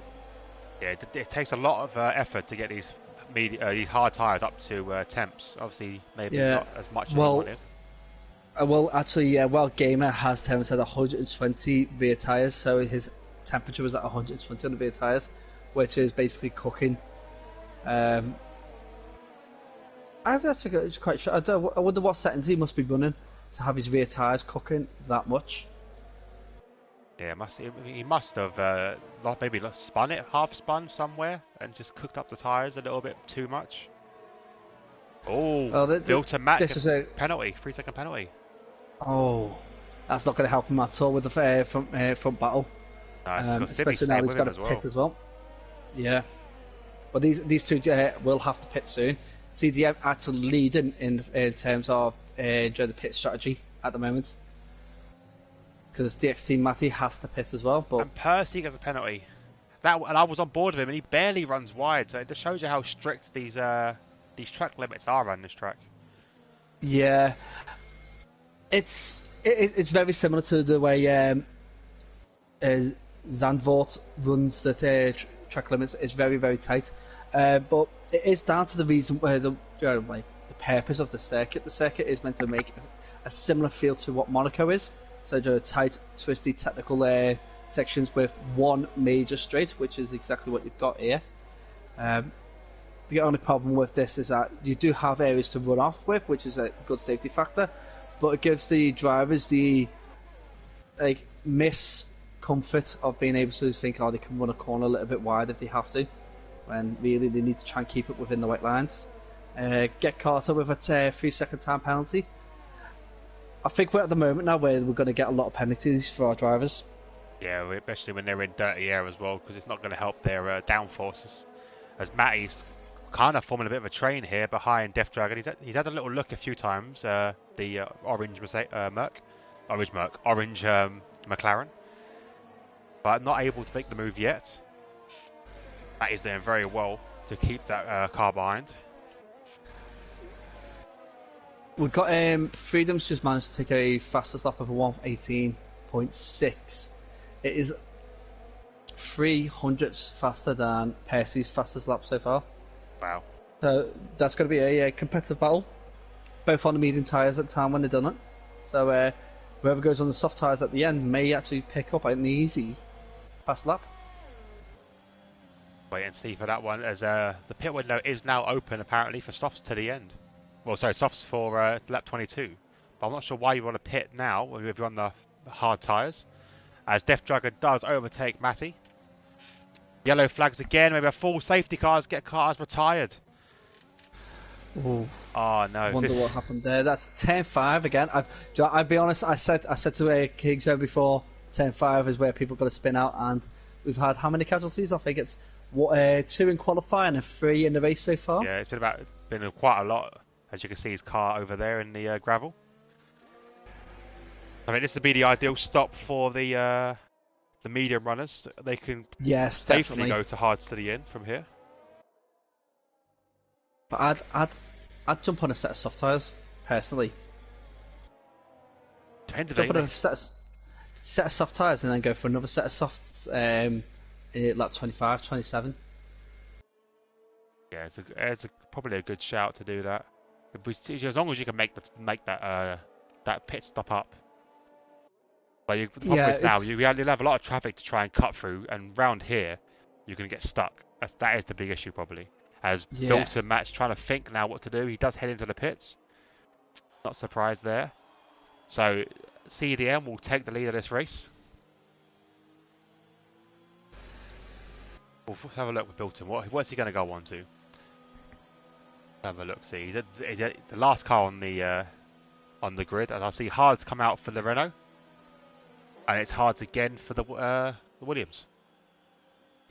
Flea's gone onto the medium tyres, so he'd probably go onto mediums. I don't think mediums are going to get you to the end, but they'll get you so close that you can throw on a set of softs and use them to the full effect. What are the life of the mediums? How many tyres do you reckon? Sorry, how many laps do you reckon? You can get, I'd say, 18 to 20 laps on the mediums. But if you've already done a stint with the mediums, then you kind of need to pit again anyway. Soft tyres, you're looking at 10 laps effectively. Pushing it to 12 if your tyre management is very good and you do kind of push the tyres over the cliff. Hard tyres, looking at 25 to 30 laps. I think you've got to be very careful on the mediums. So if they did want to get the mediums to the end, I think first of all, if you're on a wheel, tyre wear tends to be a bit more bearable, a bit more controllable than a pad. Not sure why, but it just happens that way. And we got a spin. Sorry, just saw a spin car. El Stefano has spun. Very strange one there from the Haas driver. Okay, yeah. So as I say, yeah. So yeah, the medium tyres. I think yeah, they look after them now. Don't do too much warm up until the pack has all gathered up again, and then obviously on that last lap, really run it. Then you could last it to Yeah. the end. Well, the whole thing with the controller is because you don't you have it's what they call it's a 16-bit control, which is so you have basically 16 degrees of turning when you're on a controller, whereas a wheel you've actually got 180 with it with the control Yeah, with so the you wheel. got more Sorry, so controlled turning ability. yeah, so you can do more of a fraction of turn really. So you've got more control. So it's turning. I always thought it was to do with a throttle. I'm not sure why. I thought it was a more throttle control. Oh, that's another level as well with the throttle control because you actually do have the same kind of range because with the throttle control on the controller, it is again it's 8-bit on the triggers. Um, I'm going a bit technical, but like it's how the code is done from the controller to the console. It says it as an 8-bit code depending on how hard you press on the trigger. Yeah. So El Stefano just messaged me, said his AI crashed behind safety cars. So it must have been in AI mode. This is the problem with going into AI mode behind safety cars because it's not, and then you're not controlling it. It's the AI. So you do need. I tend to only go onto the AI mode on the safety car to check, very quickly, penalties or that kind of stuff. But I don't tend to do it as a habit. I rarely would do that. So I think I would avoid that at all costs. I'm not sure how you feel about AI on the safety cars. Um, to be honest, if you're an admin or a steward or you've got another role within the league, I can understand why you would do that. Even if it is to invite someone who's got an AI to get them back into retire their car or whatever. If you have a legitimate reason for AIing, it's fair enough. But I don't. Any just standard drivers shouldn't be going into AI whatsoever during a race. Yeah, yeah, completely agree. So unfortunately, I was divided. Nothing more. Just have to take that as a life lesson, I suppose. Do you think the fact that he's got AI and the AI's made a mistake that they actually started listening to people's requests on how to improve the game? Because Oh, people I have really asked for hope not. AI to make natural human mistakes. I really hope not, because ideally, I want the AI to be an AI. I want them to just race, especially when you're online. If you're on the race, like your career mode, then yeah, okay, fair enough, they can make mistakes. But it's so hard to Online. read online as well. Yeah, you could ruin Yeah. someone's race if they make a mistake and hit the back end, hit the back end of you or something. Yeah. Well, it is one of those things. It's gonna age. If you're racing in real life, then you are going to find someone who makes a mistake and causes someone else to lose out of the race. So it kind of gives you the realism of it. Where I do find like career mode, I found it so boring when you find like every single car has had a perfect race and there's Yeah, been no collisions. no collisions, no Um, corner cuts. no, They all follow the damn same line, and it's so frustrating. And they don't yeah, even weave like behind safety cars, which annoys me. They don't warm the tyres up. It's no, just and they get perfect grip as they go along as well. yeah. So there are some things, but there's some things that I've seen that people have said, like random failure in online mode. Like I would if I had a random gearbox failure, I'd have to retire from the race in an online race. I think I'd be fuming because I think that's a bit too far. See, I think they should have it as an option where they can put it on or off. So if anybody in a league it could actually happen in a league, which would make a league interesting. Whereas if you're doing it as a one-off race, then you definitely don't want it to happen. Yeah. It should never happen on a one-off race. The safety car is going to come in this lap. So there's a lot the Codemasters could do to improve it, because obviously if you are bringing in that gearbox or errors, then have it as a proper league where you can actually control your gearboxes and how many you use and stuff. But there you go, safety car has released. The cars are going again, and we already see Percy on the attack from Death Dragon into the first corner. Death Dragon's going to hold that first. He's going to be late into the break-in. Death Dragon covers off Percy completely there to make sure he keeps that position. I can't see anything because the camera angle sucks. But there we go. He does hold that position. Possibly a move from the other Renault at the back as well on the Williams, I believe it is. So it's Civi, yeah, onto Bilton.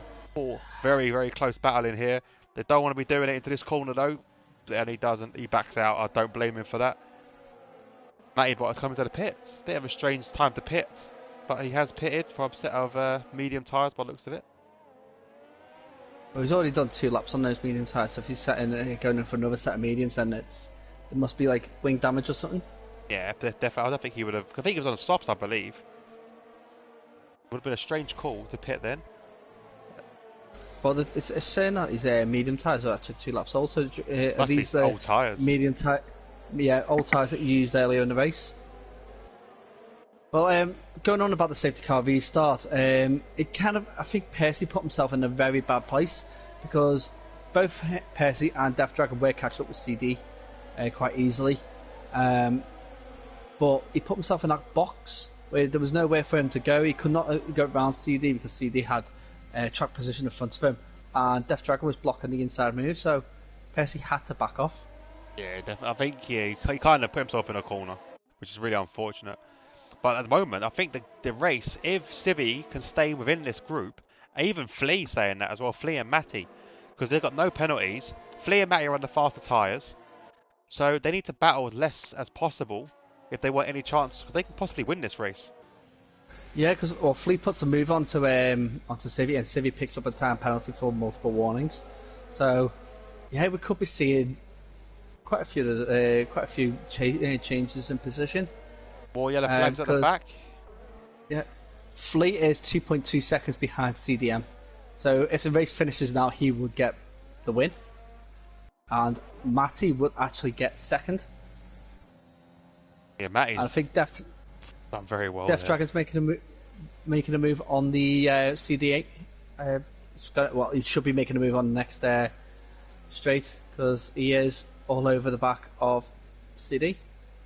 Yeah, looking at CD's movements, I think he's on a pad possibly because it was quite a jagged movement just there, which does look like it was a pad input. DRS has been enabled, so that will help the overtaking a little bit. But all this it's enabled, but it won't register until next lap. Yeah, they'll be on the back. Because there is no back straight anymore, is there for DRS? No, it's the DRS trigger point is actually on at the beginning of turn 14. So if you even the second DRS zone uses the same trigger points. Because then there used to be a DRS zone in sector 3, if I remember rightly. Yeah, well, yeah, it was back in 2018, 2019 when they stopped doing it. It was basically between turns 11 and 12, where they had a second DRS zone, and they also talked about having a DRS zone between turns 3 and 4. So they had quite a few opportunities of having overtakes, but they deemed it as too dangerous because of the type of corners that they were leading into. Yeah, I think especially with turns 3 and 4, because that top corner is far too quick. Yeah, you're picking up a lot of speed on that straight anyway. If you went full for all through turn 4, then you are probably going to hit the wall on the outside. And also, if you get your DRS gets stuck as well in real life. Obviously, you get stuck open. Yeah, you don't want to be turning without a wing. Oh, and CDM's pitted. CDM's pitted. Yeah, it's 19 lap old hards. Yeah, they would have done.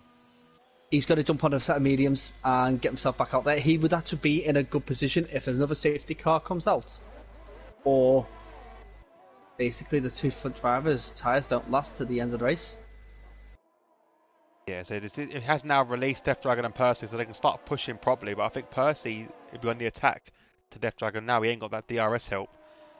As you can see, this train now forming all the way back, literally to Freedoms in P9. But Flea needs to pick up the pace a little bit. Yeah, he does. He needs to get in there a bit better, well, a lot closer to Bilton if he can, because he doesn't want to let Death Dragon and Percy slip away. But I was just saying, like, Percy actually purple sector 1. So we could be looking at a new faster time. Obviously, he's been held off by Death Dragon quite a bit. So El Stefano, did we see what happens to him? We didn't actually. I caught the back end of it. That's all I caught. Getting taken out by an AI would be too much frustration than another person. Yeah, I think it would. You don't get taken out by an AI, then you put it in for like a steward's inquiry or something. You can't do anything about it, can you? Really? No, not really. No, well, that's what I'm saying. If it, like with AI, you don't want to be on online races. You don't want to be humanized where they make mistakes. But if you're doing career modes, then you do. You want other drivers to make a mistake. You want that challenge. Yeah, definitely, because you said it's part of the game as well. So if they're all racing perfectly, then say what I normally find that I'll get a corner cutting warning, and I'll go from P1 or P2 to P15 because they're so close together all the time. Yeah, it's just ridiculous. But we'll carry on anyway. AI Ari up to P12, so he's doing very well. The AI car. Lee is still in and out of the DRS. He's now starting to catch up a little bit.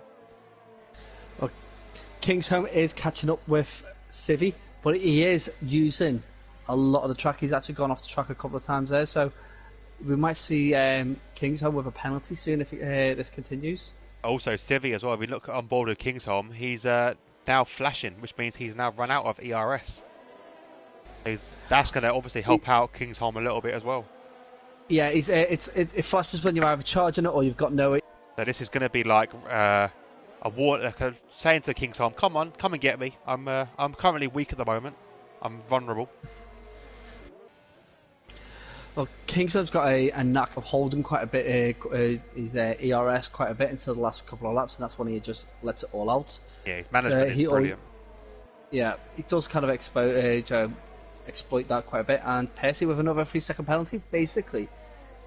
Percy losing a race would be down to his own fault. Yeah, it will. Let's have a look at the penalties at the moment. Let's have a little goosey gander. I'll get the menu up. Here we go. So 3 seconds for Death Dragon and 6 for Percy and Bilton. Which basically, if I then change this to see the gap to the leader, that's how far they would drop.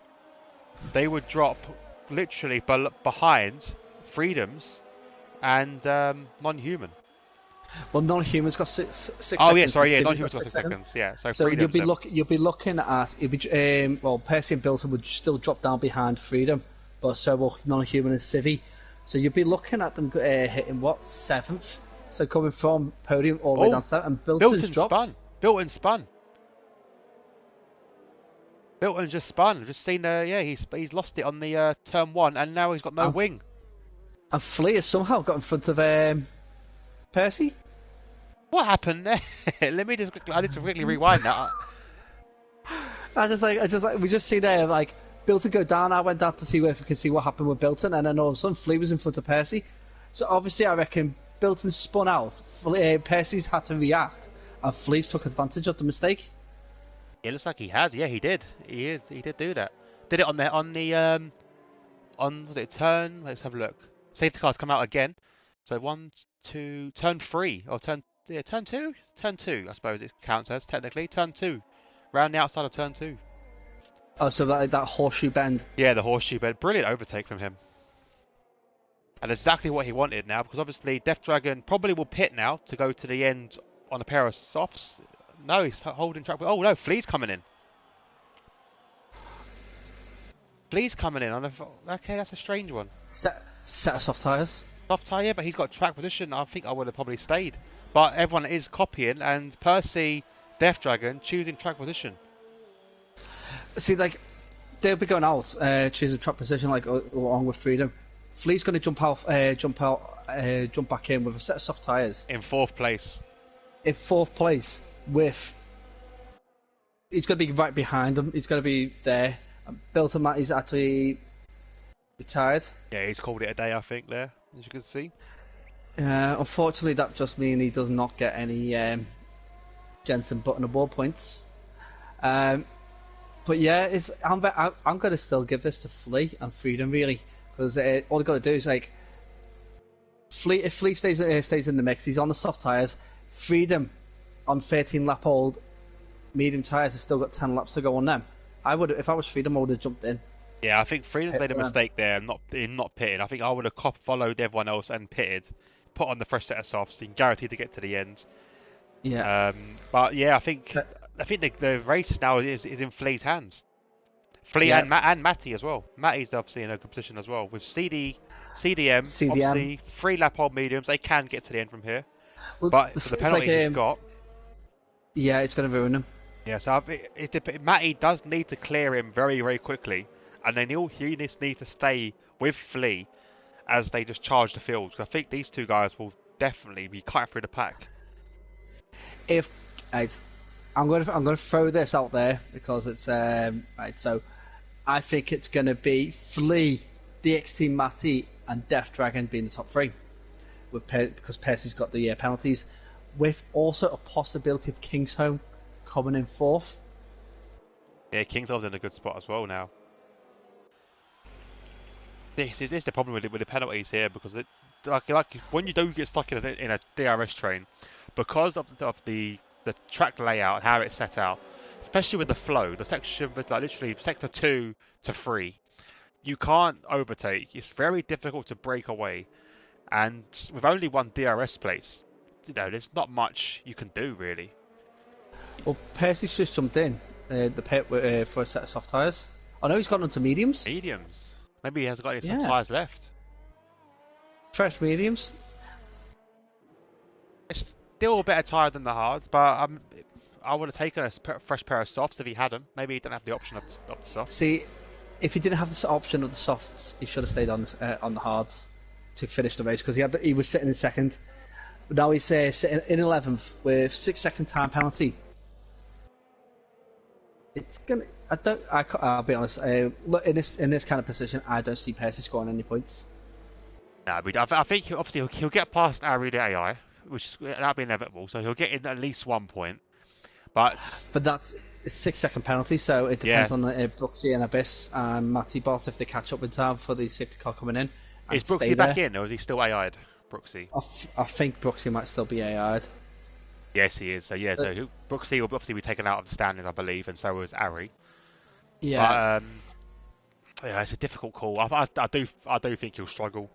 But we know he's got the pace, so that's going to be on his side. He's definitely got the pace, but has he got the 6 seconds worth to keep ahead of someone? It's gonna be tough, because if you're looking at drivers such as El Stefano, Non-Human, Kingsholm, Civi, those drivers who are the ones in front of him right now, they could be giving him a lot of pressure. They won't be easy to pass at all. No. Non-Human is actually a good driver. He's had a bad day today, but it's going to be quite a tough one for him to make his way through that. Not impossible. He's done it before. Let's have wait and see on that one. I think if he pitted with everybody else, he would be in a lot better position. Death Dragon really waited late there for the safety car. Freedom's got really alongside of him there. As the safety car has now been released as we go. Flea is going to try and hold third place, but the cars are starting to go like 3-4 wide, going into turn 1.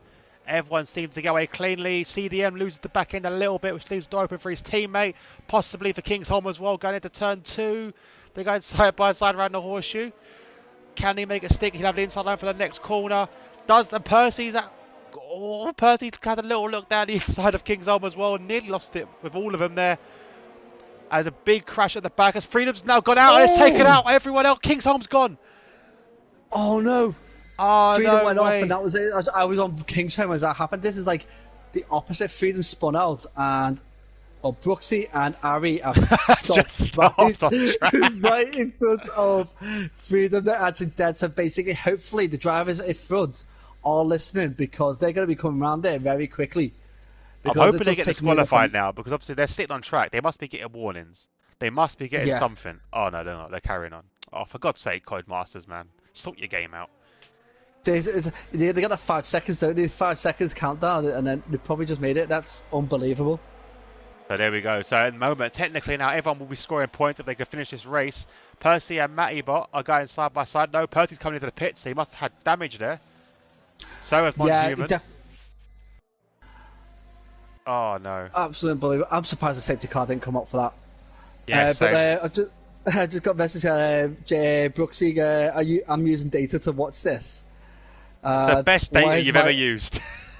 And why has my AI stopped? Well, basically, Brooksy, your AI stopped because of the programming that the AIs have. Oh, sorry, with, Flea's making a track. move on. Sorry, Flea's getting overtaken by DxT. Matty holds the inside line. Bit of contact between the two, as you can see. Matty's hand did go up. But yeah, these two are battling it out, and they don't want to be doing that too much because Death Dragon's going to leave him behind. Sorry, Gaz.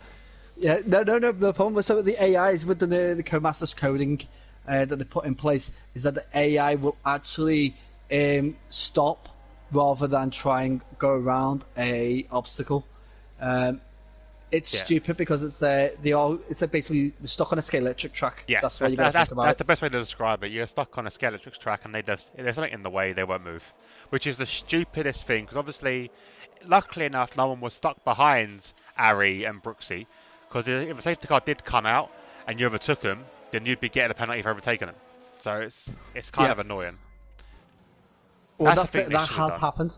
Yeah, they should have done something with the AI to give them some sense to not do that. We'll see, but like if it's like they've got two different kind of AIs, haven't they? One for the race and one for career mode. The career mode, because the career mode ones, if you stopped your car dead on the racing line, they go around you. They go around you. They would go around you. And also as well, what annoys me with the AI on the career mode is that if you're on a quali lap and you're trying to keep a gap or something, if they're on a hot lap, they'll fly past you, then slam on their brakes because they think you're on a hot lap. Which is, you're like, why are they sacrificing their own hot lap? Like, come on. It's when they're going heading back to the pits, or they've just come out of the pits and they're slowing down, and you're slowing down, and you're just basically near enough like crawl because you don't want to go in front of him. No, you don't want to interrupt your lap. I don't like Baku. I'm slowing down, so I'm sticking behind so I can get a bit of toe to get myself a good boost at the start. But like they slow right down just before, so like you can't get that. It's like unbelievable. It's like a edgy battle. It's unreal. Codemasters did sort out their AIs, but hey ho. We've got Flea now. Flea is flying. He's closing Death Dragon down very quickly. He's making a move on the inside. And as you can see, Death Dragon manages to hold. Go on. Yeah, so Death Dragon done really well defending that corner, but Flea's got the inside line. Absolutely fantastic. Brilliant overtake. Death Dragon did have to pull out.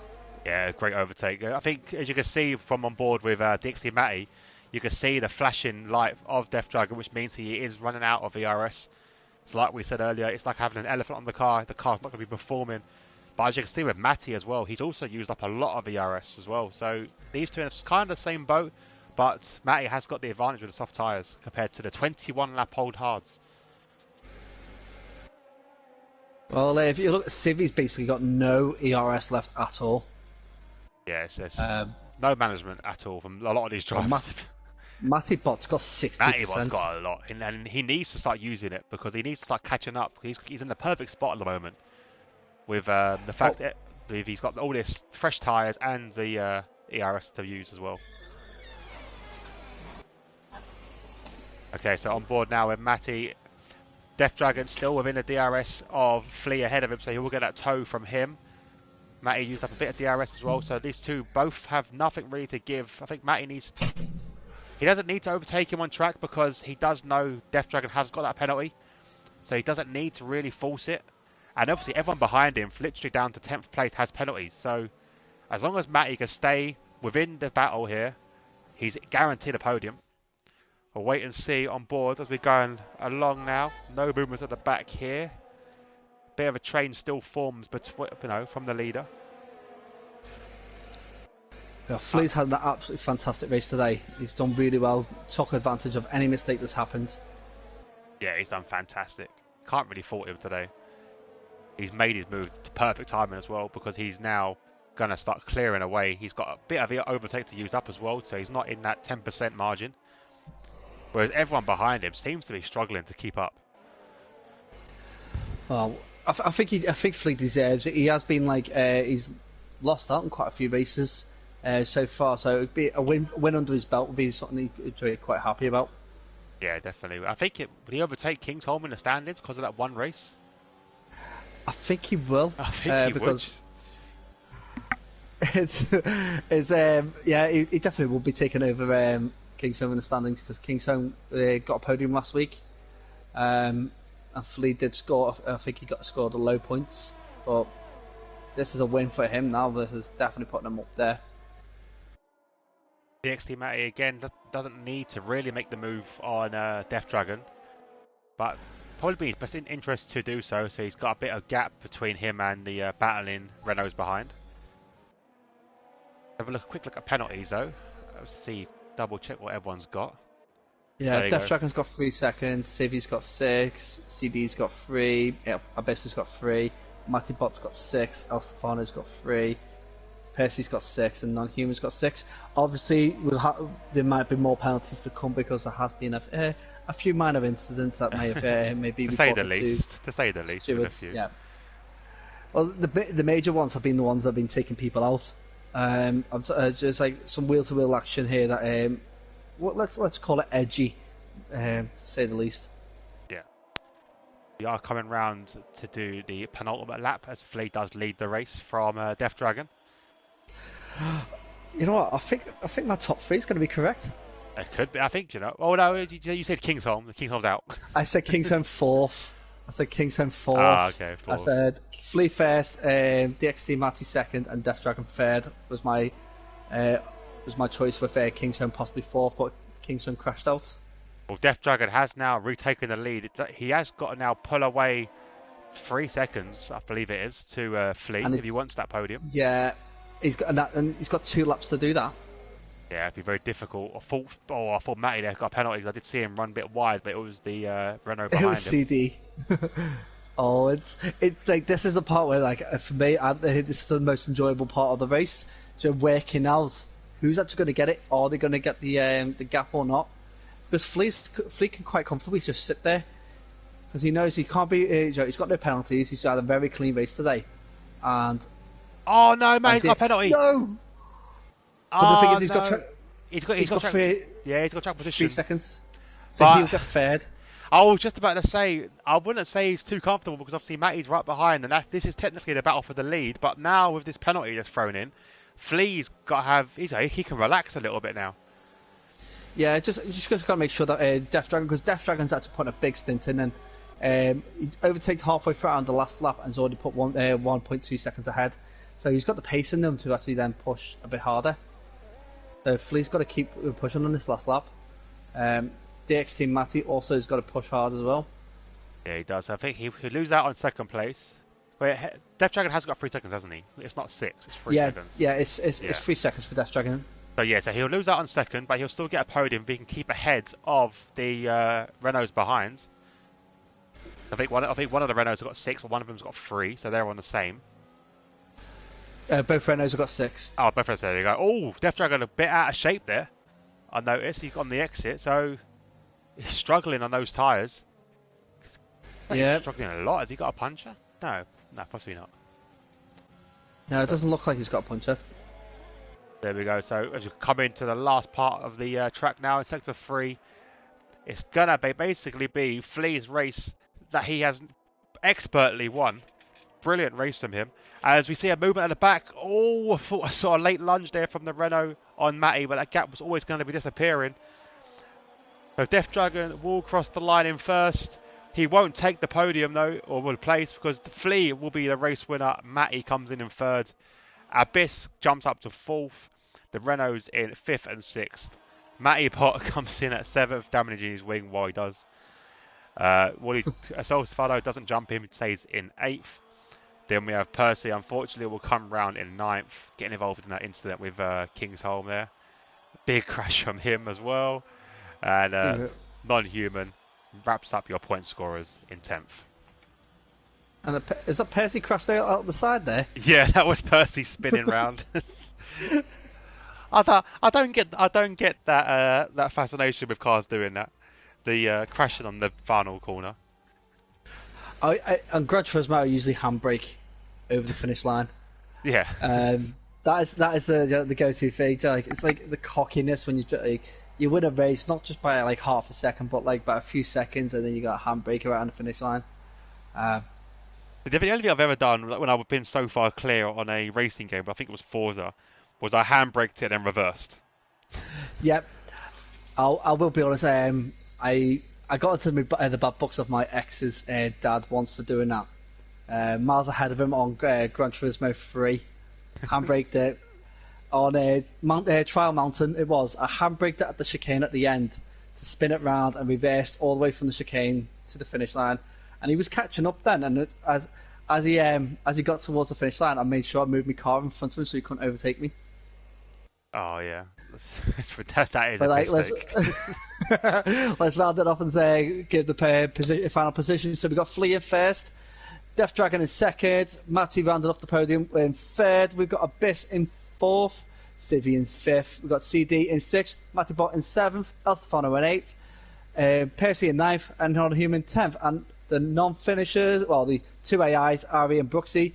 Non-finishers, Kingzone, Freedom, Bilton, Get Carter, Tia, Wild Gamer, and Welkio. There you go. So as he said, yeah, reverse over the finish line is a GTA Online race finish. Which I don't know what they have recently brought in F1 cars to GTA Online, which I love. Like, get right, it's actually brilliant because they do it quite well. I'm not gonna lie, they do it quite well. But I still can't stand the way that you can't race cleanly in GTA races. No matter there's always some dickhead who wants to turn around and take everyone out. Oh yeah, definitely. Usually that's someone who's actually doing it because their mate needs to win the race. Yeah. So I can't race too long on that because it does wind me up after a while. Matty Green said, I was tempted to retire at multiple points at that race. Glad I didn't now because I should get points. Also, you get Jason Jensen Button Award points. Come on, guys, this is a real life prize. Gotta be done. Are we gonna get Flea in? Yeah, we Death better. Dragon in. We better get him in because I think if we didn't get Flea, we would never hear the end of it. Oh no, we're not going to hear the end of it anyway, are we? No, we're really not. And are we going to get in? Yes, DxT Matty is the other one. Yes, that's it. Right? Let's see if we can get them into the chat. Yeah, let's start adding people in. There we go, add players. So first of all, Death Dragon, he's been first on my list. Then we have Flea, he's already in, so Flea can join whenever he wants. And then it'll be... Flea, get yourself in there. DxT Matty. You can also it might be if Joe wants to come and join us, he can come in and tell us exactly what happened. Yeah, it'd be interesting to hear that actually, but as long as he keeps it clean. Yeah. Oh yeah. Well, he'd be outside having a smoke right now, so he might not hear this.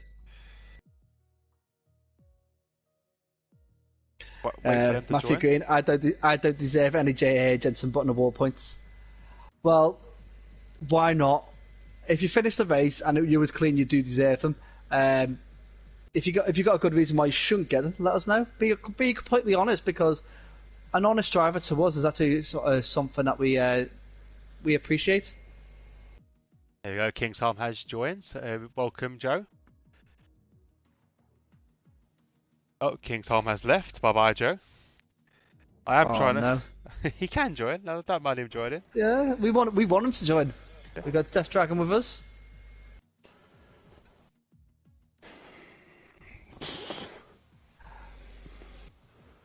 Yeah, Death Dragon, welcome to the chat, pal. Yes. Just waiting for the other guys to come in. I think we're waiting for Matty and Flea. Yes. Let me message them quickly and find out if they're coming in or not.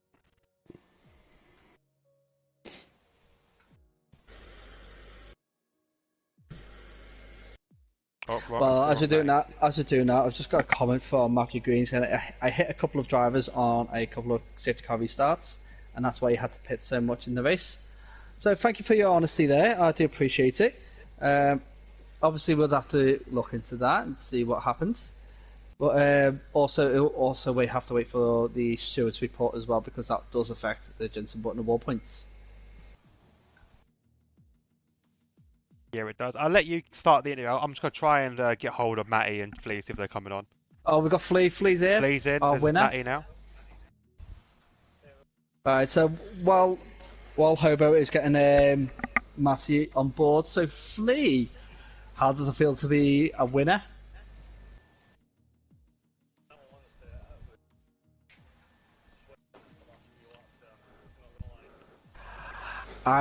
Well, we was all sitting there trying to work out with penalties and all that where everybody would be.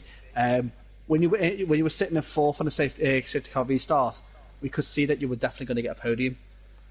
It was just where on the podium we were going to get. So I've got to say the battles between you and Death Dragon were fantastic at the end.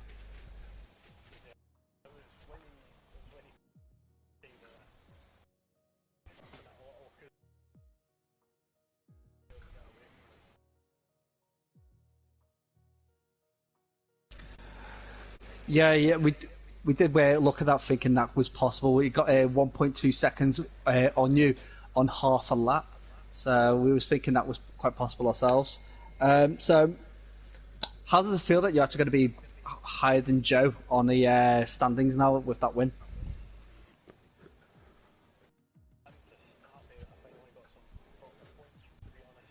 Fair enough. I know you and Joe have a little bit of a rivalry, so it's that's why we do bring it up. So what was the best part of the race? Where would you say you got the most time?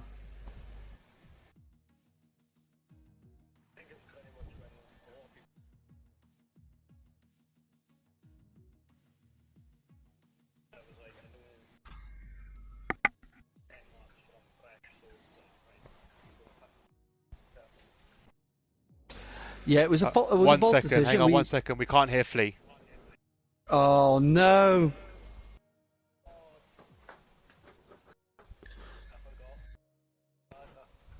Hang on, we'll sort that back out here. My lovely assistant pointed that out. Was it Izzy? No, it was Lexi, the other one. Oh, Lexi. Oh, fair enough. Oh, thanks, and Izzy. Oh, and Izzy. Oh, thanks very much, girls. So while we're sorting out that, let me just quickly. Matty hasn't got a mic, so he said he's gutted to get a 3-second penalty near the end of the race, but congrats to Flea and Dragon. They raced really well, but they did. It would have been a good end to the race, but yeah, Matty did pick up that penalty, which still got a podium. It still did well. So, Flea, have you sorted your mic out? Yeah, sorted now. Awesome. Apologies about that. Right, so did you ever think at the beginning of the race when you started at 16th that you could actually get a podium or even the win at the end? I didn't even think it was going to get points, in all honesty. I'm just happy I got points, really. Oh, you can hear you chuffed, Joe. You well deserved, very well done on that. You got Codemasters driver of the day and probably ours as well, because that was a fantastic drive from himself. Capitalised on so many mistakes. Well done. Hang on, wait. On your screen, he got driver of the day. Yeah, it came up on mine as driver of the day because he got the mine was most Abyss. Yeah, was it? Well, it came up on mine as well. Yeah. Yeah, I would have given it to Flea personally, but yeah, mine was Abyss for some reason. Yeah, mine came up saying Flea. I don't know why. It just did. Very strange. I'll have to double check on. I'll check the stream in a bit. Double check. But I'm sure it was. We both got the same amount of pushes gained. Probably, yeah. But I've just got to say, so absolutely fantastic. I thought you, but you when you overtook Percy actually went wide, and you kind of like took them both. I can't remember who it was. Someone spun out. I can't remember who it was, but it was somebody sitting in second, spun out, and you kind of jumped it. Yeah. Just quickly onto Death Dragon. How did you feel that race went, my friend? It went just really good. Tried to get the most out of those hard tires, especially towards the end, because the grid position around this track is one of the most important things. So I tried to get the best position that I could have and stick with it. Yeah, because I've just seen that you were 25 laps on those hard tyres. It's a long stint. What percentage was the tyres on at the end? Not a lot. I think about 50. So you managed them really well then. So actually, fair play, well done on that. Gotta say, fantastic clean race from yourself there. Obviously, a few the points you got was for the track limits, which is negligible, really, but well done on that race. Is there any questions from you, Herbo? No, I think well done, Flea. First of all, as I said, it was a brilliant race. I didn't think you can do it, especially the bad qualifying you had. But fantastic comeback. Death Dragon's unlucky, obviously, with a penalty, and with Matty as well. Could have seen a good end to that race. But no, do you know what? The track does what it does. Like, unfortunately, this track is known for high-speed spins, and then obviously with that you get pile-ups and crashes. So I'm not surprised we had so many people crash out of this race. But fingers crossed we have a better race next week and with more finishers. And we're looking forward to it. Well, thank you guys for a very enjoyable race, and best of luck next week. Yeah, definitely. And don't forget, guys, that you can join Flea and Kingsholm tomorrow for the Tuesday league. Myself as well. I'll commentate on a different league as well tomorrow. And then we got the Friday league commentated by the lovely Gaz here as well on the PlayStation. And then both of us on commentating on Saturdays. So don't forget, if you do want to listen in or get involved in any of the races that we are involved in, let us know in the messages, and we'll try and sort out that for you. Before you two guys go, just let me know how you feel about the next week's race, which is actually at Circuit Americas.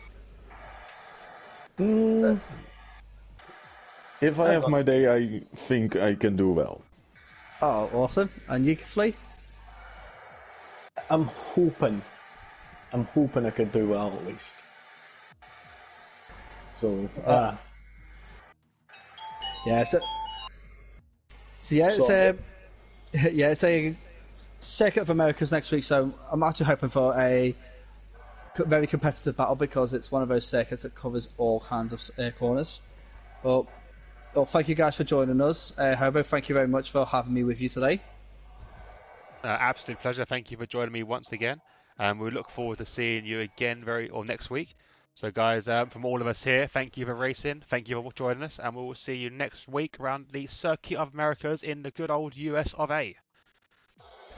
So good night, everyone. hey.